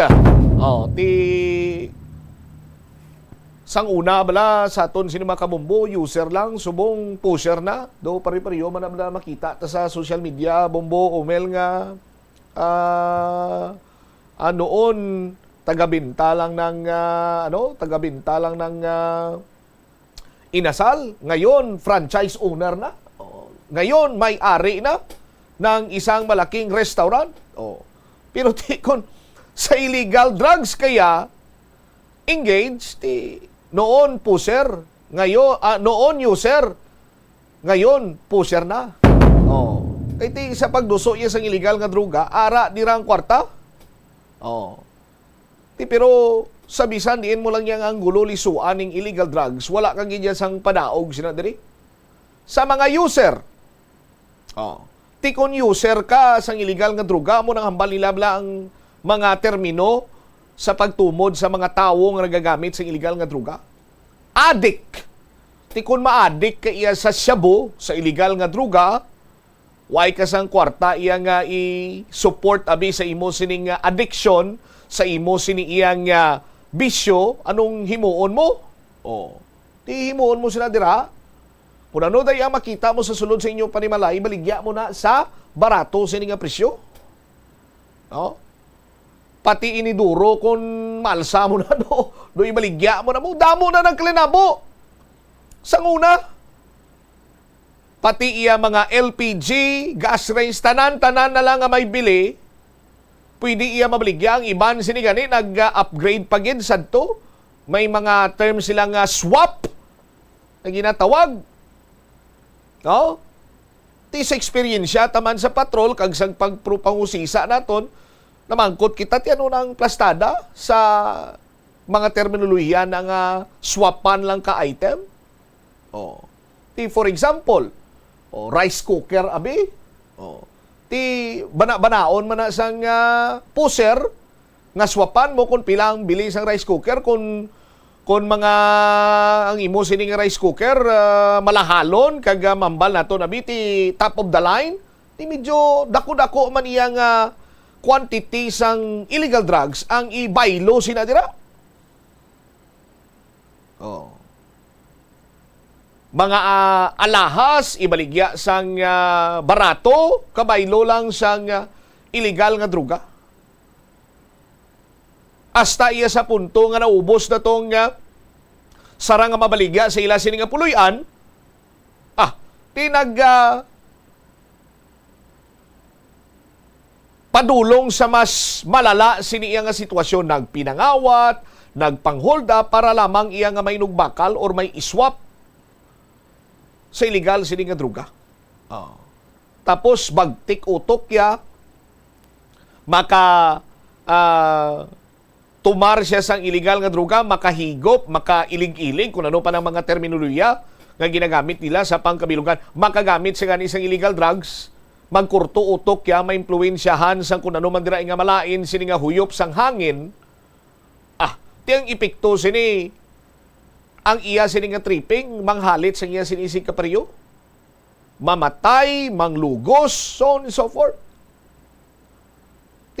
Why gid no good giding illegal nga droga?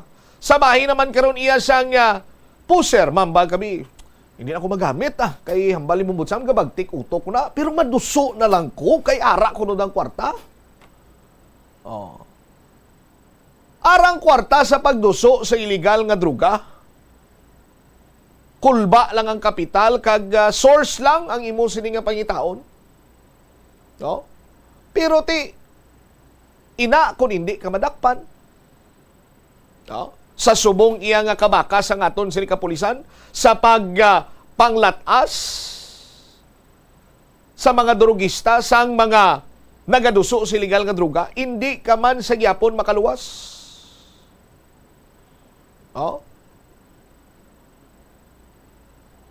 Ang iban sini kay subong sandig man sa aton sini motoridad, wala kuno iya sang makabig naton mga drug lord. Ti kanya-kanya sila establisar karon banwa sang ilaman sini iya nga grupo or estado when it comes sa illegal drugs proliferation.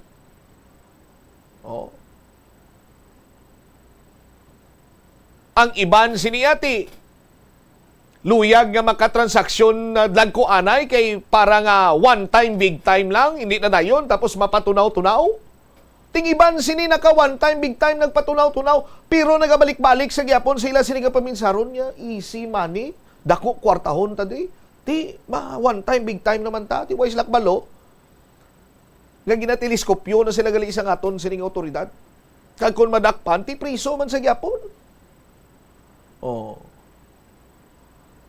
Hambal gani isang asang akon sini nga kilala.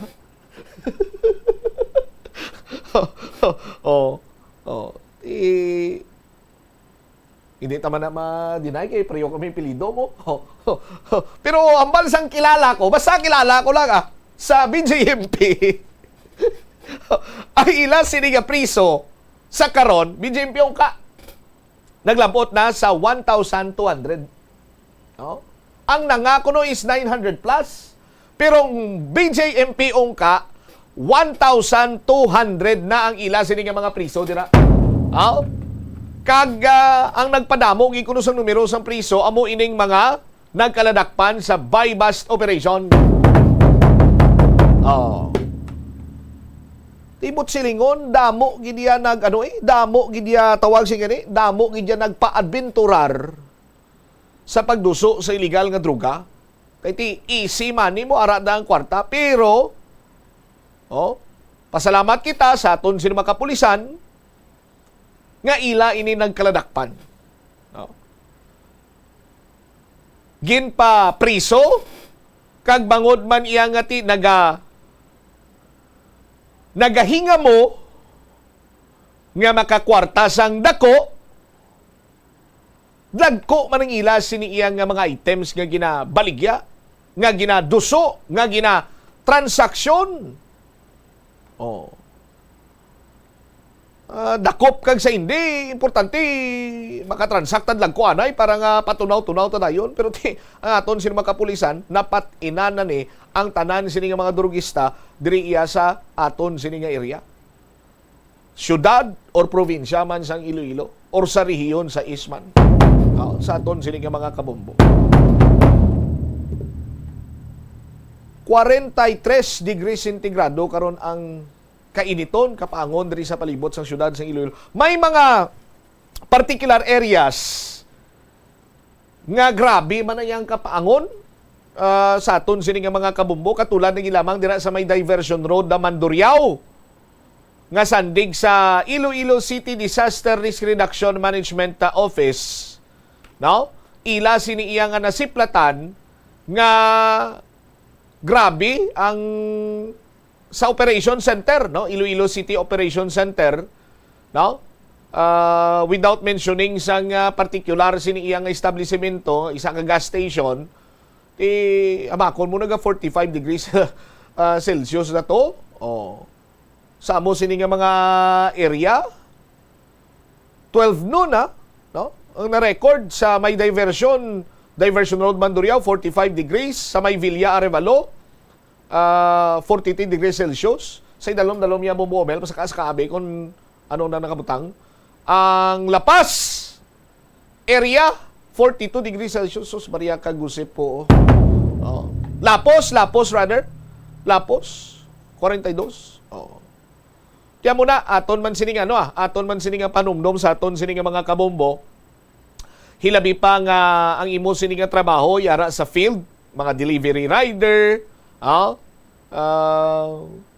mangita gid sang shade or from time to time hatagi ka mo sang break kag magpaharon-haron, magpahandong kay budlay na sa aton sining mga kabombo, no? Ang epekto sang tuman kay init ang mambal naton ti ining ginatawag sini nga heat cramps or heat stroke. Amo nang nagakadapat sini naton iyang likawan. Sa aton man sini karon iya nga mga kabombo.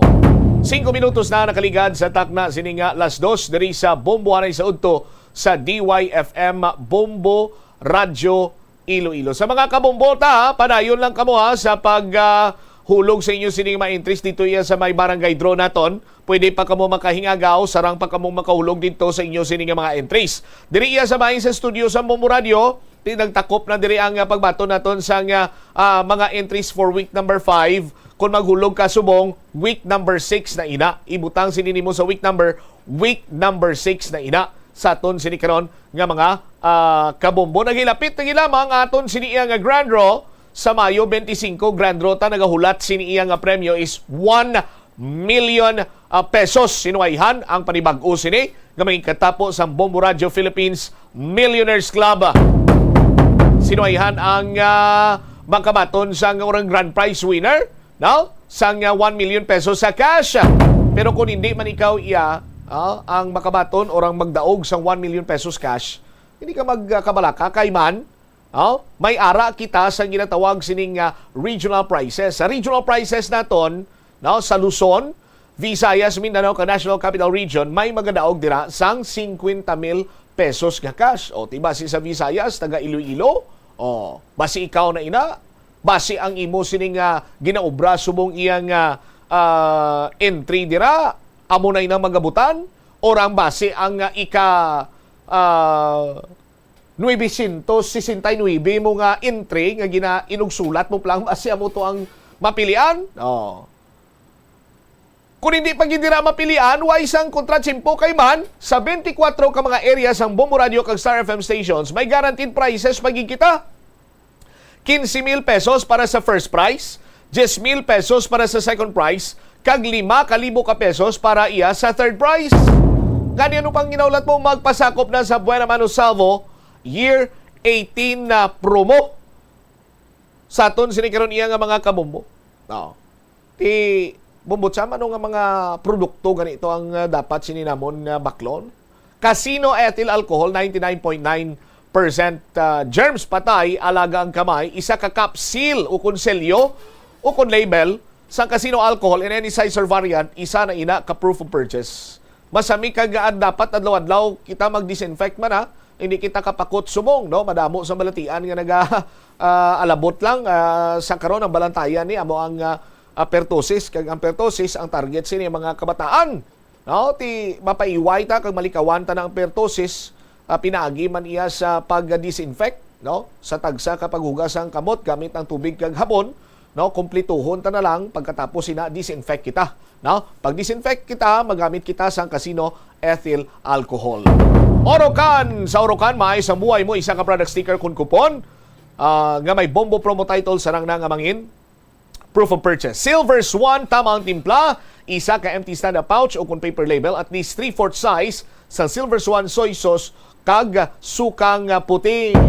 Amo ni ang nagakumpleto sa aton siniyang sabor sang aton nga mga linuto. R. Florete Pawn Shop and Jewelry, your diamond and pearl house, isa ka kupon sa kada isa ka gatos nga balor sang imbakal siniya kung ginprenda man nga item. Sana siling ko nati lapit na lang magtakop ang klase, no? Kung gusto mo nga i-reward ang imo siniyang bata o kung imo sini special someone, no? Sa iya sini nga mga accomplishments nga mangin memorable kag madumduman niya genti bakli siya sang singsing, relo, aritos, pulsiras. Dira sa may R. Florete Pawn Shop and Jewelry, no? Kay kung makaisa ka gatos ka dira, may isa ikaw ka kupon, sarang ka pa magdaog sang linibo nga cash prizes. O kung base ikaw na mangin masunod nga katapo sang Bombo Radio Philippines sa Millionaires Club. Surf powder, liquid o kon Fabcon, singling pero di mamahalin, isa ka empty sachet sang 65 grams sang Cherry Fresh, o kon empty pouch sang 64 ml Liquid Rose Fresh, o kon empty sachet sang 25 ml Fabcon Blossom Fresh. Sarang nga mangin na proof of purchase. Kung matipon nyo na ina ang inyong sining mga proof of purchase dira, anong imong sining imon? Isulod mo ang proof of purchase sa sulod sa puti nga legal size envelope. Magamba ka legal size, long ina siya. Long.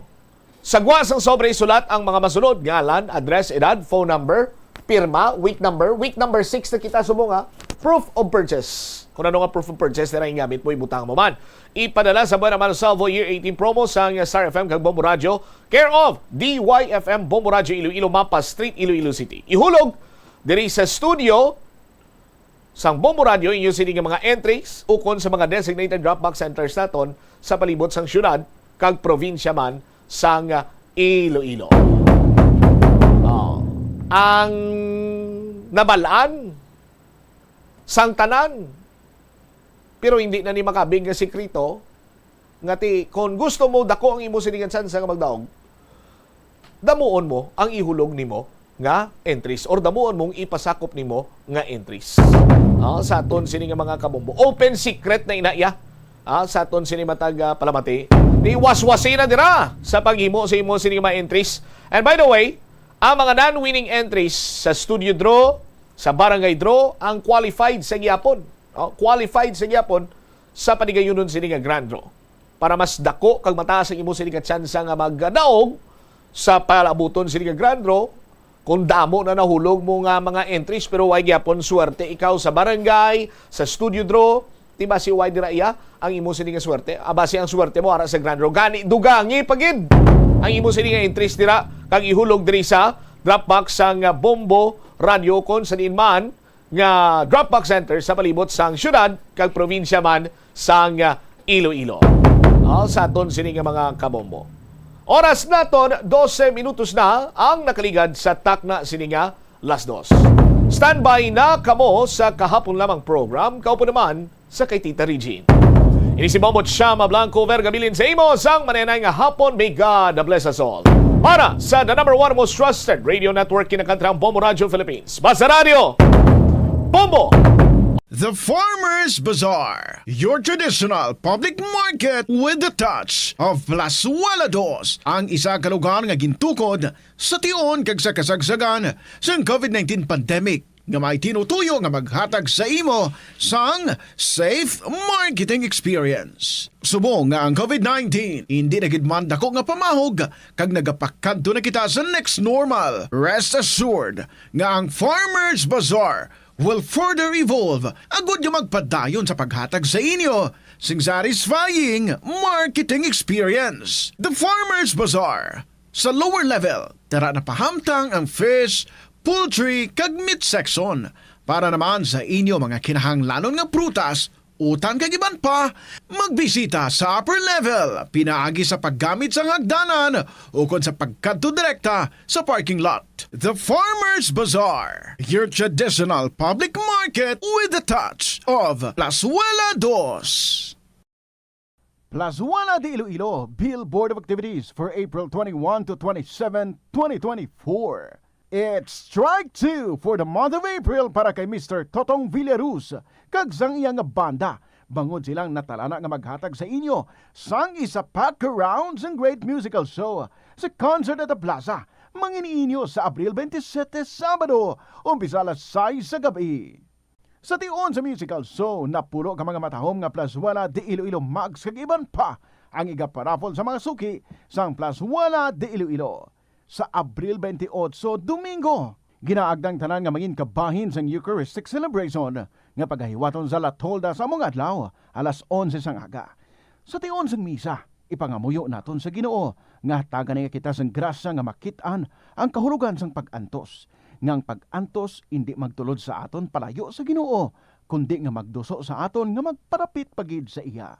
Plazuela de Iloilo, we remain to be one with you in a common hope for a better community and a progressive country in 2024. Kung sa imo pagbugtaw, magpalanakit man lang ang imo lawas, base hindi ka naman namian magtulog.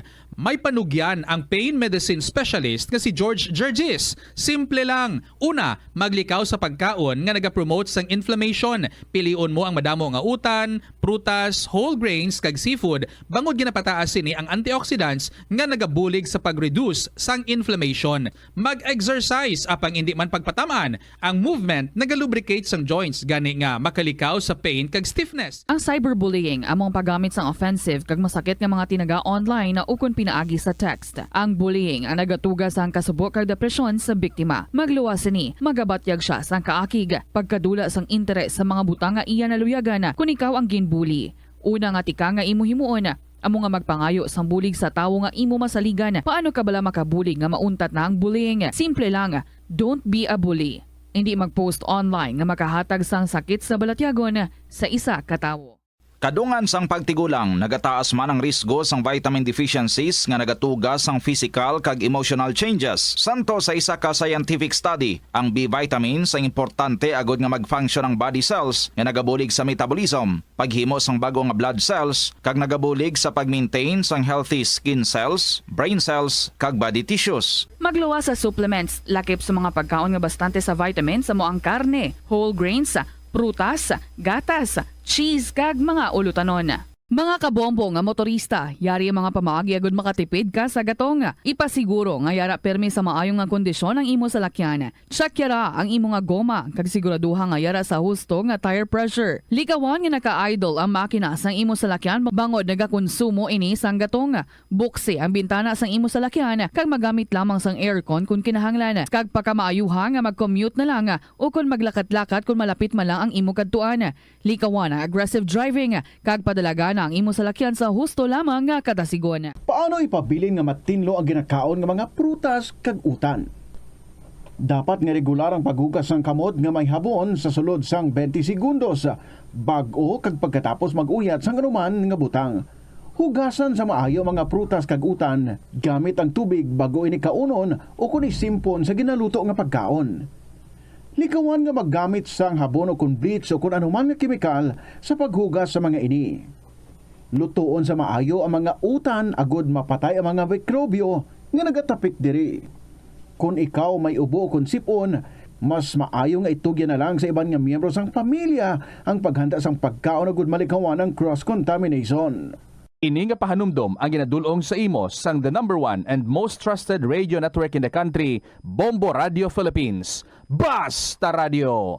Bombo! Yari ang masunod nga mga energy safety tips agud mangin safe ang tanan. Sa tion sang bagyo, kung may anunsyo na nga storm warning, mag-charge na sa mga cellphone, emergency light, kagiban pa nga mga device, bangod mahimo nga madula ang kuryente. Likawan ang paggamit sa mga appliances kung may bagyo. Sa pagpamati sang balita, mas maayo nga magamit sang battery nga radio. Kung ginalauman ang pagbaha sa inyong lugar, mas maayo nga i-off gilayon ang main switch kag circuit breaker agud malikawan ang disgrasya kag pagkaguba sini. Magtipid sa paggamit sang kuryente, pinaagi sa mga masunod. Maggamit sa mga energy-efficient nga bumbilya, kaangay sang compact fluorescent bulbs ukon LED lights, imbis nga incandescent bulbs. Patsyo ng mga suga nga wala ginagamit. Tingbon ang mga bayo sa pagpamlansya. Himuon ang pagpamlansya isa lamang kabes sa isa ka semana. Buksan ang inyo bintana, agud makasunod ang preska nga hangin kag silak sang adlaw sa sulod sang balay, agud malimitahan ang paggamit sang electric fan kag suga. Ang pinakadumaan na nga international business organization sa Pilipinas, amo ang Iloilo International Chamber of Commerce nga gintukod sang Ilonggo nga si Don Esteban de la Rama sadtong 1924. Si De la Rama nagserbi nga general sang panahon sang Philippine Revolution kag nangin senador sang pungsod halin sang 1941 tubtob 1947. Sang 1923, gintukod ni De la Rama ang Panay Electric Company. Magluwas sa interes sa industriya sang kalamay kag kuryente, gintukod man sang ila kompanya ang De la Rama Steamship Company Incorporated sa Iloilo nga mo ang nagbiyahe sa Iloilo kag Negros. Ang duwa sini ka barko nga Don Esteban kag Don Isidro ang ginpasad pa sang Frederick Krupp Germania Shipyard sa Kiel sadtong 1939 kag gingamit bilang troop transport para sa US Armed Forces sa Pacific Theater sang World War II. Masami bala nga nagabiring ang imutiil? Suno kay Dr. John Hubert Pua, isa ka orthopedic surgeon, masami nga mabatyagan ang cramps sa idalom nga parte sang lawas. Apang mas delikado kung masami mo ini mabatyagan sa ibabaw nga parte sang imo lawas, kaangay sang kamot, bangod posible ini nga palatandaan sang mas malala nga balatian, kaangay sang sakit sa tagipusoon, diabetes, kag hypothyroidism. Nagpanugyan ang doktor nga ang pinaka-epektibo nga solusyon sa cramps amo ang stretching exercise tubtob madula ang pagbiring. Nagasala ka bala sa imo nga tulunan kag daw hindi ka makahibalo kung ano ang imo nga unahon? Kung magtuon ikaw, siguraduhang anay nga nakakaon ikaw sang maayo, agud nga maka-function ang imo nga utok. Kung gusto mo ang snacks, siguraduhan man nga na-preparar na ini antes pa man ang imo study time. Bangod basi, mawili ikaw sa pagkuti sang imo nga pagkaon kag ma-distract ikaw sa imo nga tulunan. Siguraduhan man nga tapos na ang imo nga ulobrahon sa sulod sang balay para nga makalikaw sa interruption kag para sigurado naman nga maka-relax ikaw kung matapos mo na ang pag-review. Ini nga pahanumdom ang ginadulong sa imo sang the #1 and most trusted radio network in the country, Bombo Radio Philippines. Basta Radio Bombo! Gabulig sa paglikaw sa nanuhay tuay nga balatian ang simple nga pagkaon sang citrus fruits kaangay sang pomelo nga puno sang powerful immune boosting antioxidant. Ang pomelo ang puno man sang lycopene, isa ka anti-inflammatory, anti-aging antioxidant nga nagapanami isang supat. Ang duga naman sang panit kag dahon sang pomelo ang natukiban nga makapatay sang cancer cells kag nagapalikaw sa paglapta sini sandig sa test tube studies. Kaunta sang La Paz Batchoy. Ang Iloilo ang kilala bilang home of La Paz Batchoy. Mahimo kagid nga maglibot sa Iloilo, mag-food trip, kag ikaw mismo ang maghusgar kung ano ka namit ang La Paz Batchoy. Pwede mo gid ma-enjoy ang La Paz Batchoy nga may pandesal kag puto. Butangi man sang gamay nga paminta kag patis ang sabaw. I-mix sang maayo. Kag enjoy. Kung kulang pa kag wala pa nabusog, pwede gid nga magpadugang sang sabaw. Sa kasakuon sa mga ginikanan subong, tumalagsahon na lang kamo nagaupod bisan magkaon. Apang bisan anuman kun tani nga kasakuon sang miyembro sang pamilya, hatagi gid sang oras nga kamo makaupdanay sa kalan-an o kun makalagaw kun wala sang trabaho. Kung nagaplano sa aktibidad agod nga maka-enjoy upod ang imong pamilya, tandaan nga ang focus nyo amo ang pag-spend sang inyo oras nga updanay kag wala dapat sang iban nga mga bagay nga ginapaminsar kaangay sang trabaho o kun homework. Pila ng imo edad? May savings ka na bala? Ang iban sa ato nagakabudlayan magkinot o kung mag-save sang kwarta. Apang paano bala iniumpisahan? I-separate ang wants kag needs. Pamangkuton ang kaugalingon kung bala kinahanglanon gid ang imo nga baklon.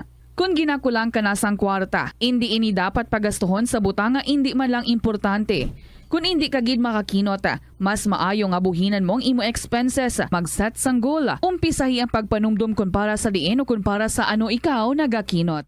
Paano ba lamang kalikaw sa aksidente sa dalan?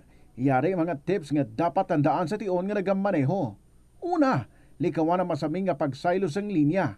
Ang swerving o kung pagsaylo sang lane sa isa ka delikado nga maneuver nga masami ginatunaan sang bunggo anay. Kung himuon ini, siguraduhon nga may bastante ang oras kag espaso. Ikaduha, i-check ang blind spots. I-check ang mirrors kung clear ang alagyan. Magbalikid o kung maglantaw sa nagaagi sa ibang nga anggulo, agod makasigurado nga maathag ang alagyan. Ang responsable nga driver ang masaming nga handa sa anuman nga aksidente. Kabahin na sang pagkaresponsable ang pagkuha sa nga insurance agud masigurado nga may peace of mind sa dalan. Ini nga pahanumdom ang ginadulong sa imo sang the number 1 and most trusted radio network in the country, Bombo Radio Philippines. Basta Radio! Bombo! Tanan kita mayara sang mabulig agud pakibatuan ang climate change. Magamit sang bag nga pwede magamit sang liwat-liwat agud mabuhinan ang plastic bag nga Ito ang Bombo Radio Philippines. Fully digitalized. Numero 1 sa balita, komentaryo, drama at serbisyo publiko. Bombo Radio Philippines. Bombo Radio Philippines. Ang inyong number 1 at most trusted radio network in the country. Basta Radio! Bombo! Mayong hapon gid sa inyo tanan mga kabombo. This is Tita Regine. Welcome sa kahapon lamang program. It's a Saturday. Arin na rin aton nga winner, si Nonoy Isang Maasin. Kag sa dili madugay, mag-umpisa kita sa pag-interview sa iya. And of course, ang aton mga pag-announce later on sa aton yung mga winner para sa sininga semana. Gani, relax lang ka mo dira. Kung ano sa inyo mga pamaypay, kag favorite spot nyo da, ayos na. Updanay kita sa sininga hapon. Arin ang aton ambahanan para sa inyo from Vanessa Gonzalez. Umiibig sa'yo. Good afternoon and welcome sa kahapon lamang program.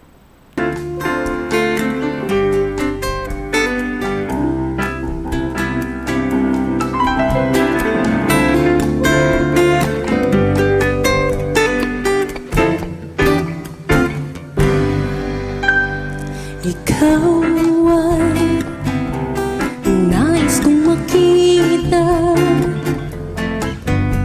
Ikaw ay nais makasama. Sa'yo ang puso'y liligaya. Sa'yo ang buhay ko'y sumasaya. Sa tuwing maalala ang ating pagsasama, ang puso ko'y umaawit sa'yo sinta. At sa bawat sandali na ika'y hinihintay, dalangin ko'y makapiling ka, aking mahal.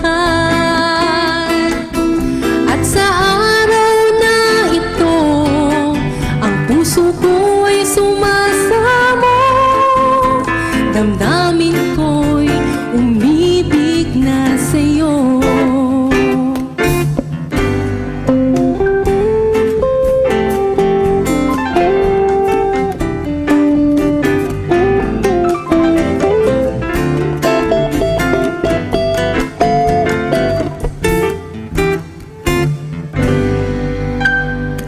Ngayong ika'y aking naaalala.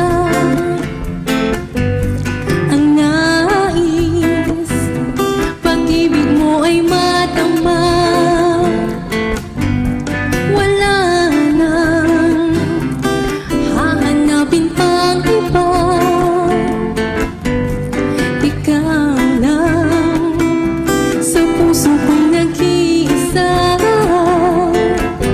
At sa tuwing maaalala ang ating pagsasama, ang puso ko'y umaawit sa'yo sinta. At sa bawat sandali na ika'y hinihintay, dalangin ko'y makapiling ka, aking mahal. At sa araw na ito, ang puso ko'y sumasamo.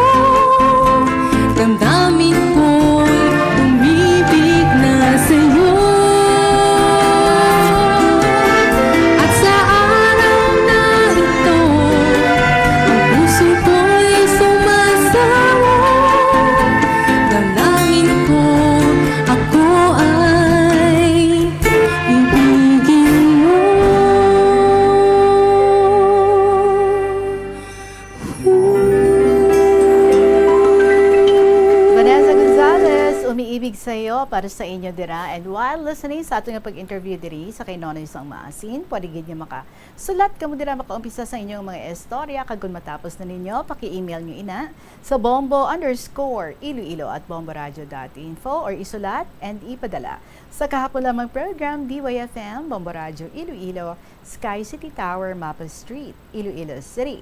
Ari na kita sa pag-interview sa ating winner. Una gid gina-welcome naton diri sa studio si Nonoy Sang Maasin. Good afternoon gid sa imo Noy. Mayong hapon. Ay may hapon day. Salamat ha nga nakalabot ka gid diri. Istorya kami sa parte sa imo family sadto. Paano nga nangin 19 ka mo tanan sa isa lang ka balay? Malagi kay tungod sa kadaghan daw pista nga amon balay. Kay kadaghan kami damo. Paano nga nagdamo gid ka mo kay si tatay mo kadto mga asawa no? So pila ka mo tanan yung mga kabataan? Sa una day 7 kami nga magutod. Sunod nangasawa liwat ang akong tatay.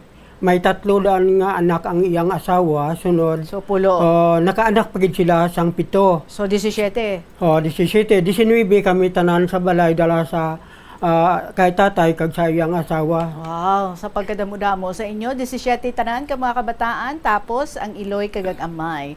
So paano inyo ang pagpangabuhi? Anong trabaho sa imo ginikanan? Ang among panarbaho muna lagi magkuan kami sang kawayan kay mo man na trabaho sa amon, manutdap kami himo na makan. Sunod ibaligya para makabakal man sang konsumo. Malanaday. So amo nang inyong ginahimo kag kamo lang sang imo nga isa ka utod na nagabulig-bulig sa inyong ginikanan? Kaming duha sa akong manghod may kabulig-bulig. Oo, pero ining imo nga magulang pila lang edad ya kag nagminyo tapos may nagsunod pag gid nagminyo man the same age? 15 anyos pa lang siya na minyo na. Naman? Sunod ang akong manghod naman nga babae gyapon nga 15 anyos na minyo naman pod. Naman. Dira rapod sa among banwa. Oo, tinga nga aga pa sila yan nagpamana, nagpangasawa. Nga aman. Okay. Pero pasensya lang kita ha, mga kabombo. Daw, inigid gawa makabati si Nonoy Sang Maasin. But anyway, so kumusta ang inyo nga pag-eskwela? Wala gid kami katapos sa pag-eskwela kay lagi pigado man. Sige laming panarbaho sa kuan sa uma. Una, panutdap ko ayan. Kay pigado gid. So tanan ka mo wala na ka eskwela? Ay ang manghod ko lang sa una, may naka-eskwela nakatapos maestra siya. Pero wala diya sa poder sa akong ama tatay. Sino nang pa-eskwela sa iya? Silbi nag-self-supporting lang siya day. Kaya dito nanarbaho siya sa Manila, sunod nag-eskwela siya kun gabi magtrabaho kun adlaw. I see. Kaya nakatapos man.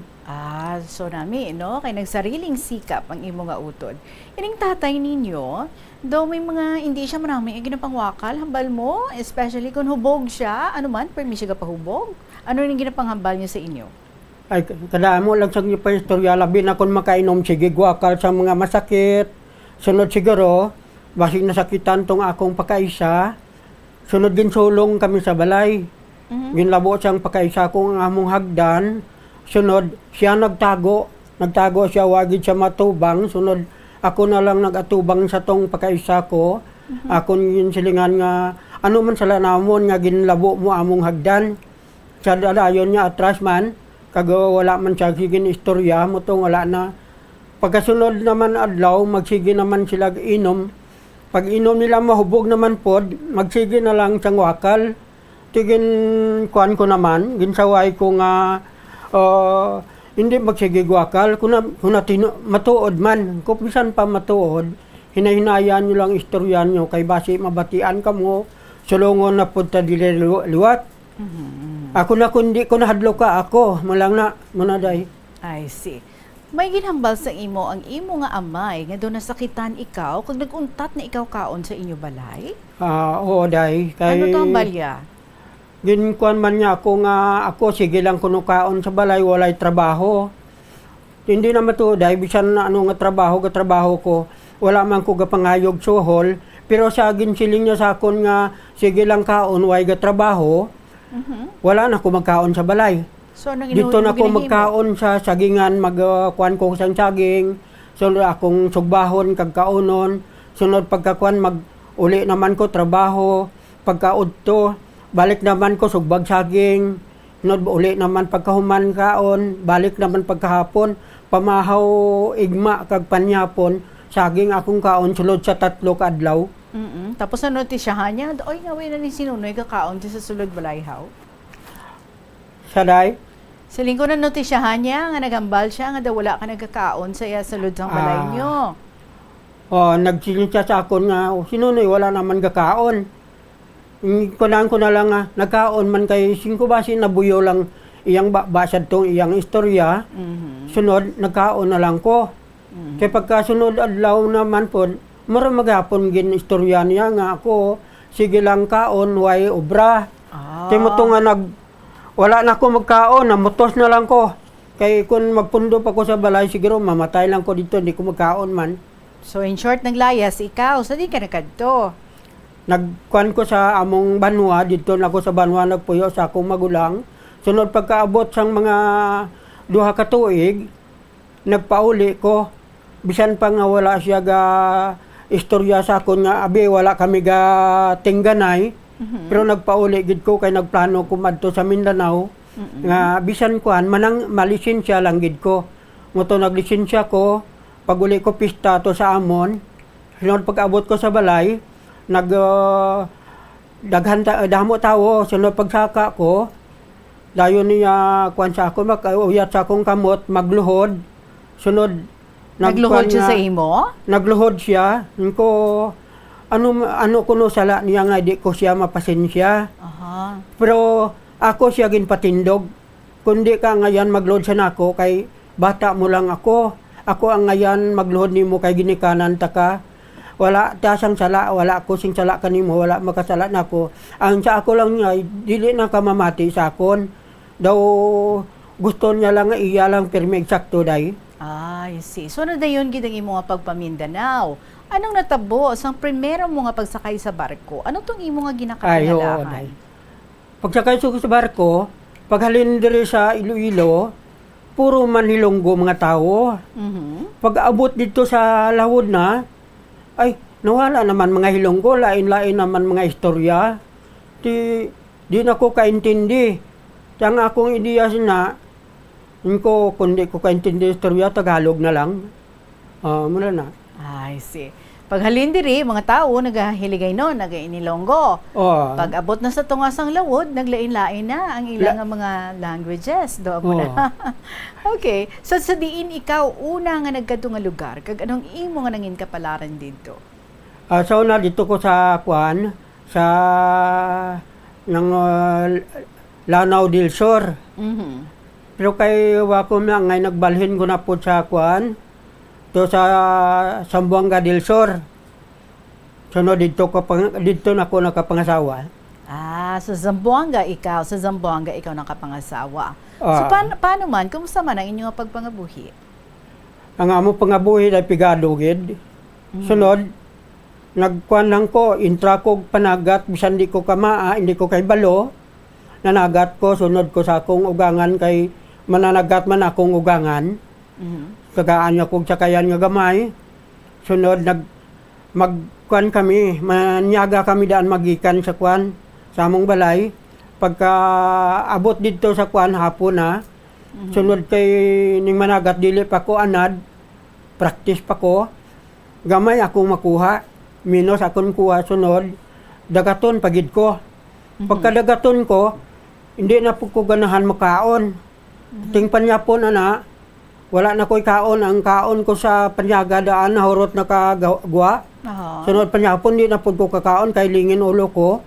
Sunod pagkaaga, hindi naman ko kakaon, kaya ang akong balon panaos na.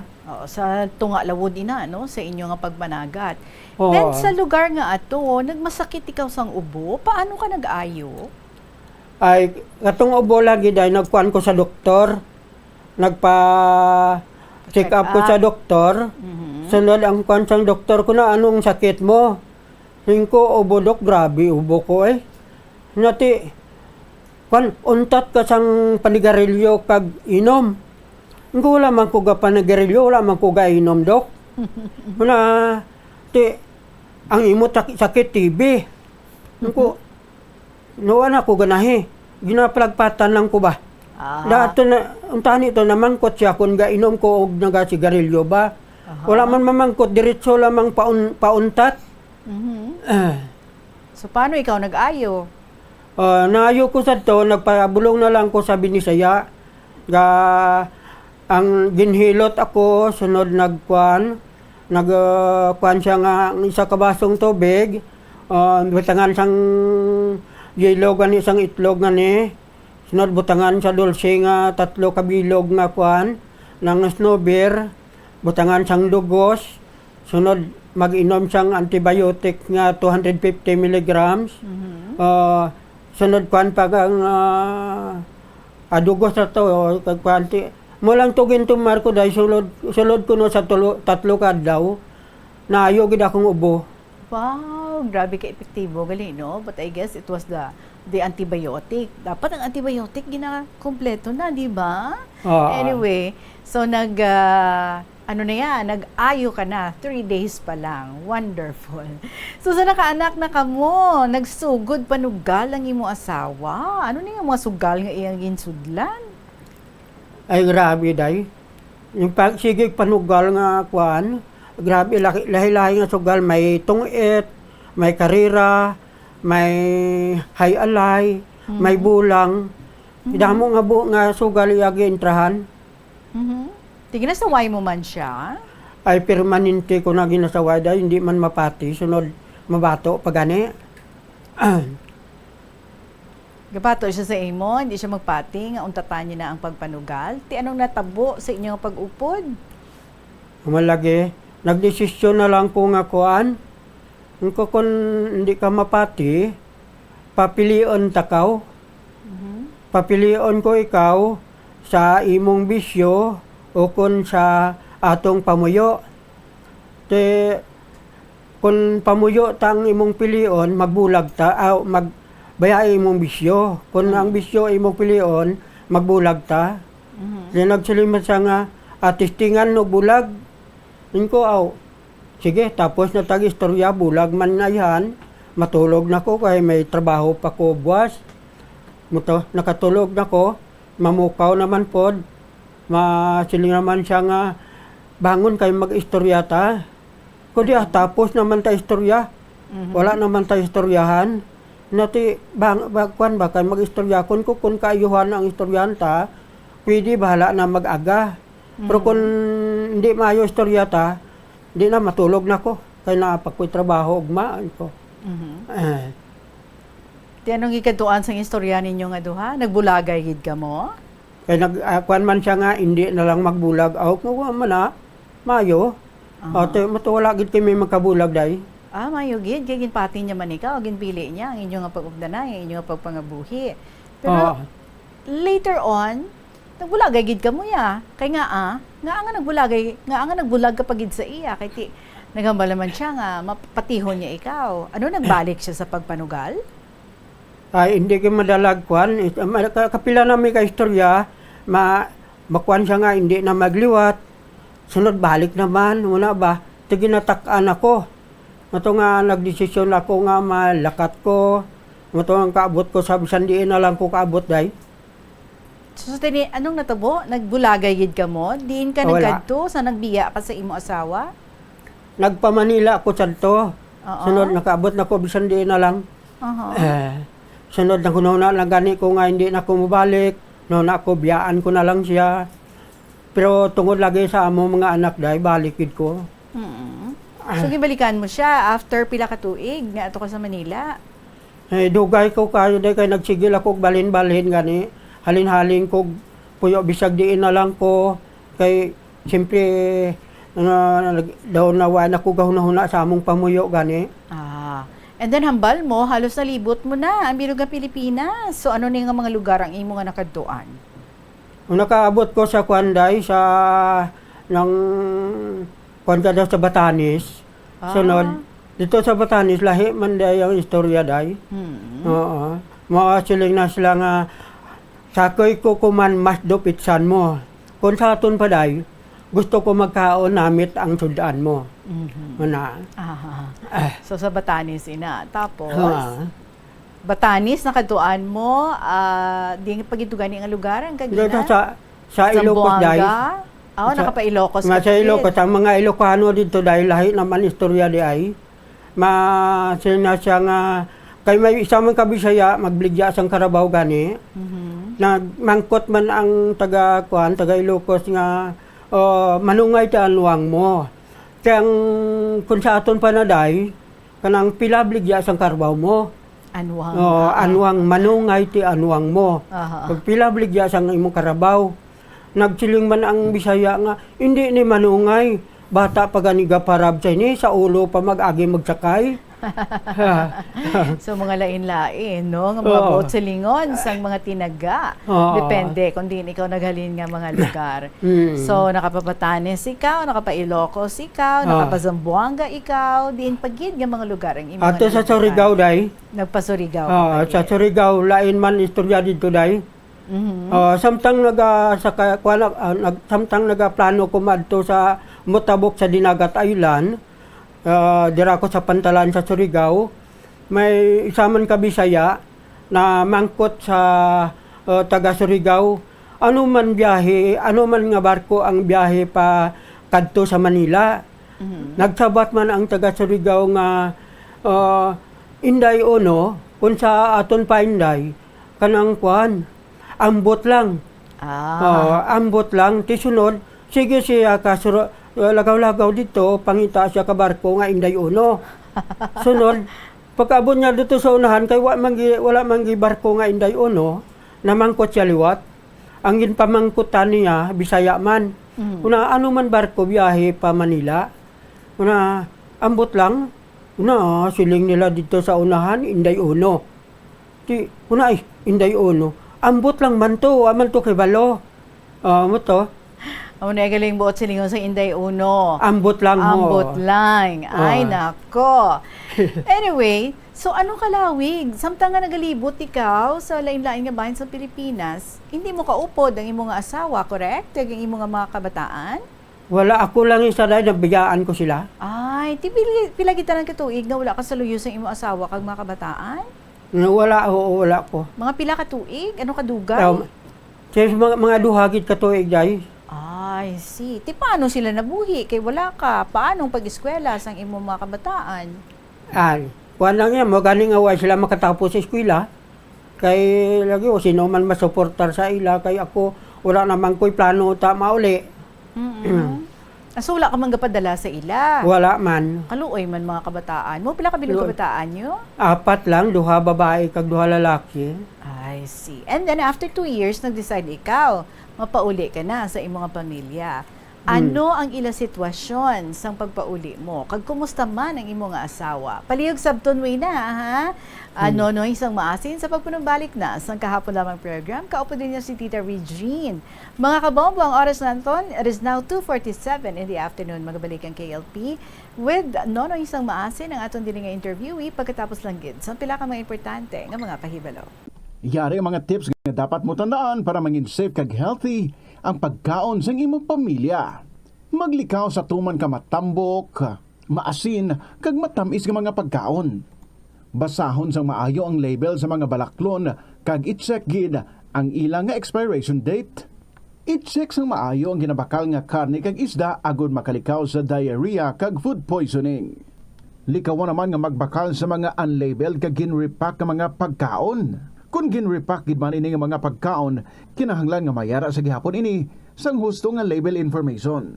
Ini nga pahanumdom ang ginadulong sa imo sang the #1 and most trusted radio network in the country, Bombo Radio Philippines. Basta Radio Bombo!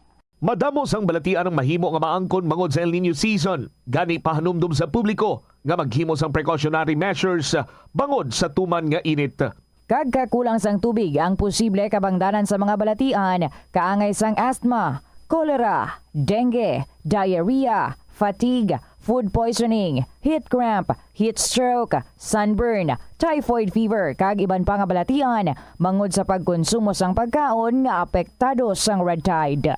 Isa man sa madata subong nga El Nino, amo ang dengue, kagagud balikawan, i-obserbar ang 5S strategy, kaangay isang search and destroy, mosquito breeding sites, self-protection, kaangay isang paggamit sang insect repellents, seek early consultation sa pinakamalapit nga healthcare facility, support fogging, spraying, kag misting sa mga hotspot areas, kag sustain hydration. Ini nga pahanumdom ang ginadulong sa imo sang the number 1 and most trusted radio network in the country, Bombo Radio Philippines. Basta Radio!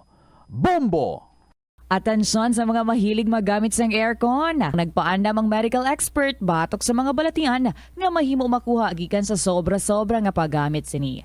Sino ka Dr. Maria Encarnita Limpin, isa ka experienced healthcare specialist, mas maayo nga tsakyaron nga malimpyo ang hangin nga nagikan sa aircon, bangod kun mahigko, mahimo ini nga magtugas sang impeksyon kag mga balatian kaangay sang pulmonya. Gani hagan-hagan na lang ina bangod bisan makabulig ini sa imo sa maginot nga tiyempo, may risgo man ini sa imo nga ikaayong lawas. Nga ginadubilian ang illegal nga droga. Makamamatay. Ang nagagamit sang shabu posible mapatay tungod sa cardiac arrest o kung hindi gani tungod sa drug overdose. Makaguba sang Sa pag-istorya diri sa aton nga winner, si Nonoy Sang Maasin. So sir, pagpauli mo na sa inyong pamilya, sa imong pamilya, ti anong ila sitwasyon? Kumusta ang imong asawa? No, sa pagpauli ko dai, na kuan ko nalipay man gani ko sa pagpauli naman kay tungod lagi sa ako mga anak mo nagpauli ko sunod na membro man din siya sa kuan dai purpose. Ti nagpasalamat man ko sunod ang akong mga bata. Dako-dako naman makatrabaho naman. Muna serbiga binuligay sila. Muna nga makakuan man sila sa ilang panggastos eh. I see. So, which means nga nakapaumpisa ka man pa eskwela sa mga kabataan mo before ka naglakat? Nakapa-eskwela ka sa ila? Wala dahil mga igo lang sila nakakuan sa high school. So mga high school graduates ang imong mga kabataan. Oo, dahil. So wala na nag-eskwela, wala na nagpanugal ang imong asawa kay tiningin miyembro na sa isang 4P. So bawal ang mga members nga nagasugal. Oo. Tuig 2017, nagmasakit ang imong asawa. Anong natabo sa iya? Anong masakit siya dahil? Kwanto dengue, sunod. Wala naging makakuan, wala gid siya malibre dahil napatay gid siya. So, pagpauli mo, nagmasakit dayon siya? Wala pa. Mga 2017 nagmasakit, napatay. So, saan o ka nga nagpauli sa inyo nga? 2015. So, 2 years after, ang pagmasakit niya. So, wala gid siya nakasalbar. Anong iya nga masakit? Dengue? Dengue dahil. Ay, wala na siya dayon nadala sa hospital? Nadala man, 3 lang kagabi sa hospital. So siling mo sa imong paglibot sa halos bilog nga Pilipinas, lain-lain ang tawag nila sa imo. Ano istoryahi kami parte diri? Lain-lain ang tawag sa akon dahil kung kabot ko to sa Cebu, dito ko sa Lapu-Lapu City, ang tawag nila sa ako to Dudong. Dito sa Manila, Pari tawag nila sa akon. Kabot ko sa Buanga, ako naman sila Toto. Dito sa Kuan, sa amon sa Zamboanga del Sur, Sano. Sunod pagkaabot na po na ako sa Tanggob City, yung tawag nila ako tatay. Sunod, pagkaabot ko na rin nagpauli ko, ay naglulo na ako day. Lulo na. So halin sa kay Dodong, Toto, tatay, nangin lolo ka na. So pila na subong ang imong edad? Kay senior na mga 71 ako karon. 71 ka na, okay. So, sang gipulian mo ang imong asawa bago siya napatay, dito pa ni sa Zamboanga? Oo, sa Zamboanga del Sur dahil. So, bali after nga napatay ang imong asawa, ikaw nagpauli ka gidi sa imong lugar. Oo. Ikaw ang taga-Maasin? Oo, taga-Maasin. So, ang imong mga bata, ginbilin mo sila to or nag-upod sila sa imo? May isa na dala ko dari sa sunod. Upod gani karon iyang asawa.